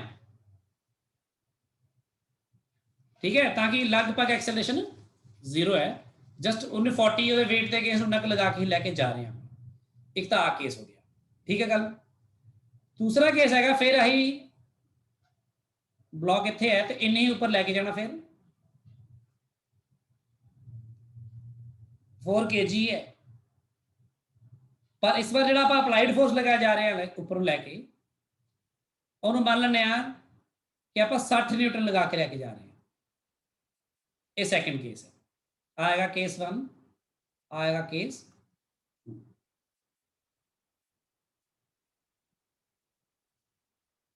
ठीक है जी ਹੁਣ ਆਪਾਂ ਜੋ ਕੀਤਾ ਆਪਾਂ ਹੁਣ ਤੱਕ ਜੋ ਕੀਤਾ ਦੇਖੋ ਬਲੌਕ ਆਫ ਮਾਸ m ਨੂੰ ਮੰਨ ਲਓ I2F ਆਪਾਂ ਸ਼ਿਫਟ ਕੀਤਾ ਤਾਂ ਵਰਕ ਡਨ ਬਾਈ ਗ੍ਰੈਵਿਟੀ ਜਿਹੜਾ ਆਇਆ ਉਹ ਕਿੰਨਾ ਆਏਗਾ ਵਰਕ ਡਨ ਬਾਈ ਗ੍ਰੈਵਿਟੀ ਦੋਨੋਂ ਕੇਸਿਸ ਕਿੰਨਾ ਆਏਗਾ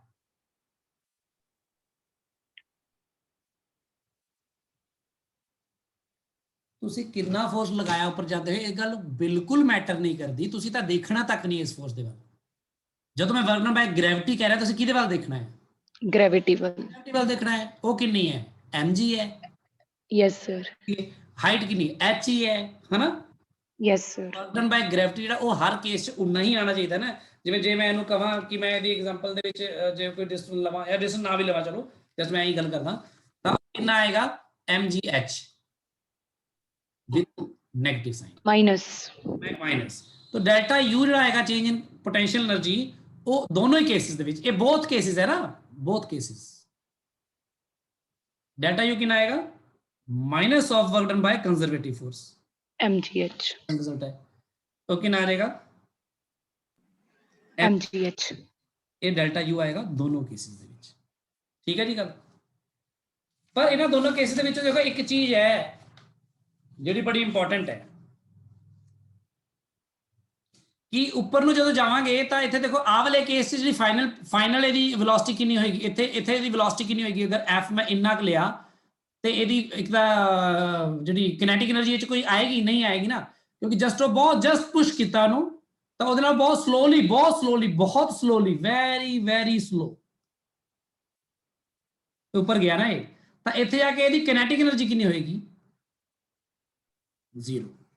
ਪਰ ਇਸ ਕੇਸ ਵਿੱਚ 40 ਨਿਊਟਨ ਦੇ ਬਜਾਏ ਤੁਸੀਂ 60 ਨਿਊਟਨ ਲਗਾ ਰਹੇ ਹੋ, 20 ਨਿਊਟਨ ਦੇ ਨਾਲ ਉਹ ਐਕਸਲਰੇਸ਼ਨ ਕਿੰਨੀ ਆਏਗੀ 5 है ना, 40 माइनस 60 माइनस 40 कर दो, यस सर, 4 कर दो, 5 आ गई, तो एक्सेलरेट होती जा रही है, तो ऊपर जाके it will have some considerable velocity, so it will have some kinetic energy also। ठीक है जी गल, ठीक है यस सर। ਆਪਾਂ ਇਸ ਕੇਸ ਨੂੰ ਲੈ ਕੇ ਹੁਣ ਦੇਖੋ ਇੱਕ ਹੋਰ ਨਵੀਂ ਚੀਜ਼ ਇੱਥੇ ਐਂਟਰ ਕਰਦੇ, ਬਸ ਲਾਸਟ ਕੇਸ ਜਿਹੜੀ ਮੈਂ ਜਿਹੜੀ ਗੱਲ ਕਰਨੀ ਸੀ ਤੁਹਾਡੇ ਨਾਲ, ਮੈਂ ਉਹ ਹੁਣ ਇਸ ਤੋਂ ਬਾਅਦ ਕਰ ਲੂੰਗਾ। ਇਸ ਦੇ ਚੀਜ਼ ਨੂੰ ਦੇਖੋ, ਇਨ ਫਰਸਟ ਕੇਸ ਅਗਰ ਮੈਂ ਗੱਲ ਕਰਾਂ, ਆਪਾਂ ਲਗਾਈਏ work energy theorem. First case ਤਾਂ ਇਹਦੇ ਵਿੱਚ ਦੋ ਫੋਰਸ ਲੱਗ ਰਹੇ ਨੇ, ਇੱਕ ਤਾਂ ਅਪਲਾਈਡ ਵਾਲਾ ਲੱਗ ਰਿਹਾ ਨਾ, ਇੱਕ ਲੱਗ ਰਿਹਾ ਗ੍ਰੈਵਿਟੀ ਦਾ, है ना। So yes sir, work done by all forces कितने बराबर होएगा this, पर सानू पता कि in first case change in kinetic energy कितनी आई है 0। So work done by the force होएगा वो वर्क डन बाय mg होएगा, सम 0 होना चाहिए। yes sir, ਜਿਹੜਾ ਤੁਹਾਡੇ ਫੋਰਸ ਨੇ ਕੀਤਾ ਉਹ minus of work done ਬਾय mg ਹੋਏਗਾ, ਸੋ ਤੁਸੀਂ ਕਿੰਨਾ ਵਰਕ ਡਨ ਕੀਤਾ ਆ mg। ਇਹ ਆ ਗਿਆ ਫਰਸਟ ਕੇਸ। ਸੈਕੰਡ ਕੇਸ ਕੀ ਹੋ ਰਿਹਾ, ਸੈਕੰਡ केस ਤੁਸੀਂ जो भी वर्क डन करोगे बाय f, है ना, सेकंड केस है, ਤੁਸੀਂ वर्क डन बाय करोगे ਤੁਹਾਡਾ applied force f plus work done by gravity, a होएगा equal to final kinetic energy minus initial kinetic energy, ਤੇ ਤੁਹਾਨੂੰ ਪਤਾ a ਆਏਗਾ ਹਾਫ m v ਸਕੁਅਰ, ਜੋ ਵੀ v ਉੱਪਰ ਅਟੇਨ ਕਰ ਚੁੱਕੀ ਹੋਏਗੀ ਬਾਡੀ, ਮਾਈਨਸ 0।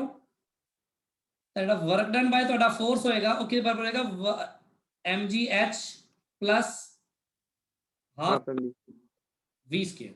ਇਹਦਾ ਮਤਲਬ ਅਗਰ ਤੁਸੀਂ ਕਿਸੇ ਬਾਡੀ ਨੂੰ ਗ੍ਰੈਵਿਟੀ ਦੇ ਅਗੇਂਸਟ, ਕੰਜ਼ਰਵੇਟਿਵ ਫੋਰਸ ਦੇ ਅਗੇਂਸਟ ਕੰਮ ਕਰਦੇ ਹੋ, ਪਰ ਕੰਜ਼ਰਵੇਟਿਵ ਫੋਰਸ ਦੇ ਤੋਂ ਥੋੜਾ ਜਿਹਾ ਵੀ ਜ਼ਿਆਦਾ ਫੋਰਸ ਲਗਾਉਂਦੇ ਹੋ, ਤਾਂ ਜਿਹੜਾ ਐਕਸੈਸ ਫੋਰਸ ਲੱਗਿਆ what will it add to the body,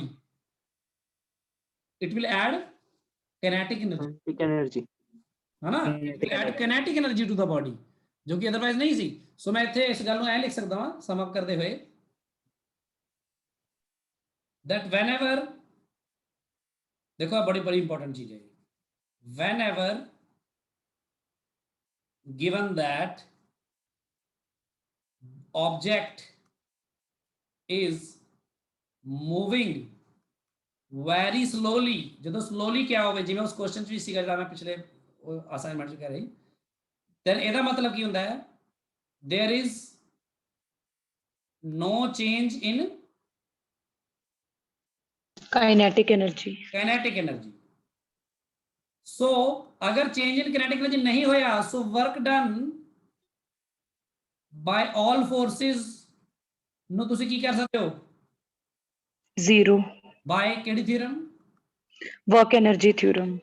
तो अगर बॉडी बहुत स्लोली लेके जाई गई ਤਾਂ ਵਰਕ ਡਨ ਬਾय ਆਲ ਫੋਰਸਿਸ 0 ਹੋਏਗਾ। ਇਹ ਇੱਕ ਤਰ੍ਹਾਂ ਦਾ ਜਿਵੇਂ ਆਪਾਂ ਇਕੁਇਲਿਬਰੀਅਮ ਦੀ ਲੈਮਿਸ ਥਿਊਰਮ ਜਾਂ ਉਹ ਕੰਡੀਸ਼ਨਸ ਕਰਦੇ ਆ, ਹਨਾ, ਇਹ ਉਸ ਤਰ੍ਹਾਂ ਦੀ ਇੱਕ ਬਹੁਤ ਇੰਪੋਰਟੈਂਟ ਕੰਡੀਸ਼ਨ ਹੈ ਕਿ ਅਗਰ ਬੋਡੀ ਨੂੰ ਫੋਰਸ ਥੋੜਾ ਜਿਹਾ ਵੀ ਜ਼ਿਆਦਾ ਲਗਾਇਆ ਗਿਆ ਤਾਂ ਉਹ ਉਹਦੇ ਚ ਕਾਈਨੈਟਿਕ એનર્ਜੀ ਐਡ ਕਰ ਦਿੰਦਾ ਹੈ। ਠੀਕ ਹੈ ਜੀ ਗੱਲ, ਇਹ ਇੰਪੋਰਟੈਂਟ ਗੱਲ ਹੈ ਬਹੁਤ। ਤੇ ਹੁਣ ਮੈਂ ਤੁਹਾਨੂੰ ਅੱਜ ਸੈਕਿੰਡ ਅਸਾਈਨਮੈਂਟ ਪੇਜ ਜ਼ਰੂਰ ਦਊਂਗਾ, ਹੋ ਸਕਦਾ ਕਿ ਉਹ ਕੱਲ ਦੇ ਲੈਕਚਰ ਤੋਂ ਬਾਅਦ ਤੁਹਾਡੇ ਤੋਂ ਪ੍ਰੋਪਰ ਸੋਲਵ ਹੋਏ। ਠੀਕ ਹੈ, ਸੈਕਿੰਡ ਅਸਾਈਨਮੈਂਟ ਅੱਜ ਮੈਂ ਭੇਜ ਦੂੰਗਾ ਤੁਹਾਨੂੰ, ਤੇ ਕੰਜ਼ਰਵੇਟਿਵ ਫੋਰਸਿਸ ਬਾਰੇ, ਕਿਉਂਕਿ ਸਪਰਿੰਗ એનર્ਜੀ ਬਾਰੇ ਆਪਾਂ ਥੋੜੀ ਜਿਹੀ ਗੱਲ ਕਰਨੀ ਹੈ, ਤੇ ਉਹੀ ਦੋ ਹੀ ਨੇ ਆਪਣੇ ਕੋਲ।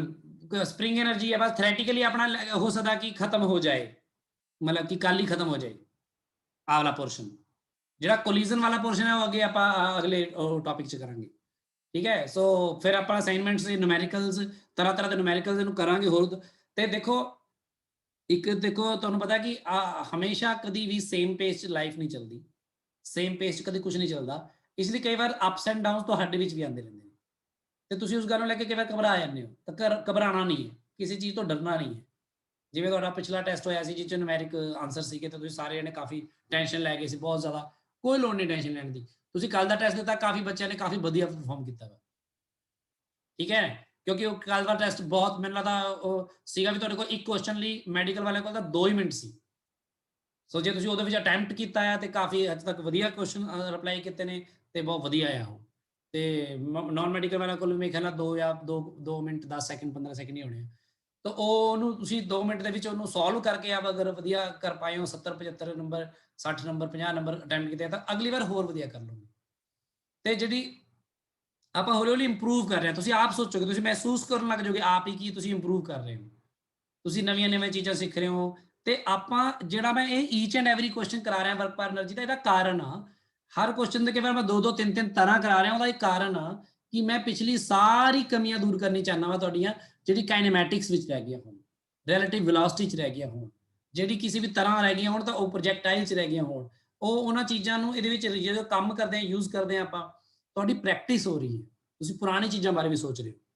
ਜਿਵੇਂ ਅੱਜ momentum equal to force into time ਨੂੰ ਲੈ ਕੇ ਅਦਿਤੀ ਨੇ ਪੁੱਛ ਲਿਆ ਕੁਝ, ਜਿਵੇਂ ਪਿਊਸ਼ ਕੁਝ ਪੁੱਛ ਲੈਂਦਾ ਹੈ, ਨਹੀਂ ਜਿਵੇਂ ਯੋਗੇਸ਼ ਪੁੱਛ ਲੈਂਦਾ ਹੈ ਕੁਝ, ਤਾਂ ਇਹ ਸਾਰੇ ਜਿਹੜੇ ਬੱਚੇ ਕੁਝ ਨਾ ਕੁਝ ਪੁੱਛ ਲੈਂਦੇ ਨੇ, ਪੁੱਛਦੇ ਰਹਿੰਦੇ ਨੇ, ਬੇਸਿਕਸ ਪੁੱਛ ਲੈਂਦੇ ਨੇ, ਕੁਝ ਪੁਰਾਣਾ ਪੁੱਛ ਲੈਂਦੇ ਨੇ, ਉਹਦੇ ਨਾਲ ਕੀ ਕੁਝ ਚੀਜ਼ਾਂ ਐਡ ਹੁੰਦੀਆਂ ਰਹਿੰਦੀਆਂ ਨੇ।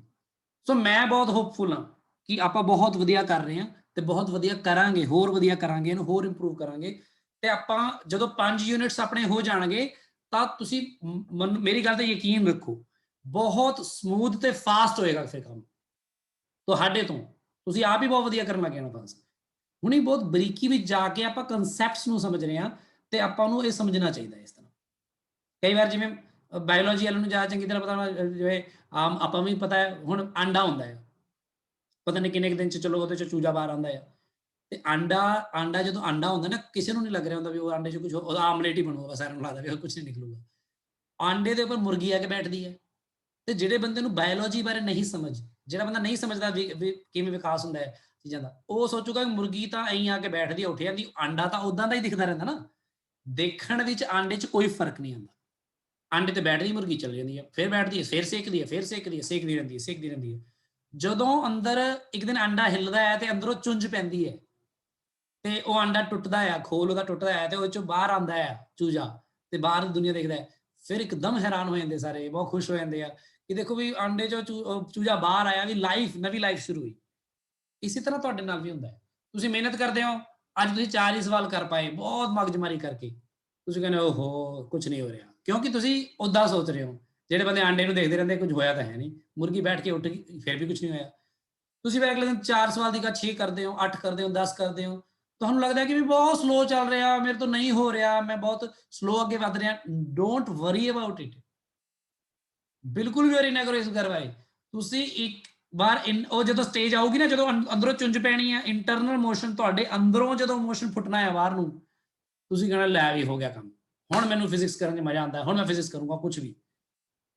ਇਸ ਲਈ don't worry, back to the basics, ਬਾਰ-ਬਾਰ ਜਾਓ, ਆਪਾਂ ਵੀ ਜਾਵਾਂਗੇ, ਮੈਂ ਤੁਹਾਨੂੰ ਲੈ ਕੇ ਜਾਊਂਗਾ ਬਾਰ-ਬਾਰ ਵਾਪਸ ਕੁਝ ਟੌਪਿਕ ਜਿਵੇਂ ਕਰਨੇ ਆਪਾਂ ਉਹਨਾਂ 'ਚ ਲੈ ਕੇ ਜਾਵਾਂਗੇ ਤੁਹਾਨੂੰ, ਤੁਸੀਂ ਆਪਣੇ ਆਪ ਬੜਾ ਵਧੀਆ ਕਰਨ ਲੱਗ ਜਾਣਾ, ਸਾਰੀਆਂ ਚੀਜ਼ਾਂ ਨੂੰ ਇੰਪਰੂਵ ਕਰਦੇ।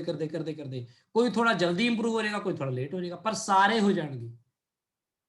ਸੋ ਤੁਸੀਂ ਹੋਪਫੁਲ ਰਹਿਣਾ ਆ, ਮਿਹਨਤ ਕਰਦੇ ਰਹਿਣਾ ਆ। ਮੈਂ ਅਸਾਈਨਮੈਂਟ ਦੇ ਰਿਹਾ, ਉਹ 'ਚ ਵੀ ਮਗਜਮਾਰੀ ਕਰੋ ਇੱਕ ਦੂਜੇ ਨਾਲ, ਹਨਾ, ਤੇ ਆਪਣੇ ਗਰੁੱਪ ਵਗੈਰਾ 'ਚ ਸ਼ੇਅਰ ਕਰੋ, ਇੱਕ ਦੂਜੇ ਨਾਲ ਬਹਿਸ ਕਰੋ, ਕਹੋ ਮੇਰਾ ਠੀਕ ਹੈ, ਮੇਰਾ ਐਂ ਠੀਕ ਹੈ, ਮੈਂ ਤਾਂ ਐਂ ਕਰ ਲਿਆ, ਤੂੰ ਐਂ ਕੀਤਾ, ਮੈਂ ਤਾਂ ਐਂ ਕਰ ਲਿਆ, ਆਹ ਸਭ ਕਰੋ, ਕਰਦੇ ਰਹੋ ਇਹਨੂੰ, ਠੀਕ ਹੈ। ਕੱਲ ਅੱਜ ਮੈਂ ਤੁਹਾਨੂੰ ਅਸਾਈਨਮੈਂਟ ਭੇਜ ਰਿਹਾ ਵਾਂ, ਕੱਲ ਇਸੇ ਲੈਕਚਰ ਨੂੰ ਮੈਂ ਖਤਮ ਕਰ ਦੇਵਾਂਗਾ ਬਹੁਤ ਚੰਗੀ ਤਰ੍ਹਾਂ ਕਰਕੇ, ਤਾਂ ਕਿ ਅੱਗੇ ਤੋਂ ਆਪਾਂ ਫਿਰ ਕੁਐਸਚਨਸ ਦੇ ਉੱਪਰ ਡੀਲ ਕਰੀਏ 1-2 ਦਿਨ ਚੰਗੀ ਤਰ੍ਹਾਂ, ਵਧੀਆ ਤਰ੍ਹਾਂ, ਠੀਕ ਹੈ ਜੀ ਗੱਲ?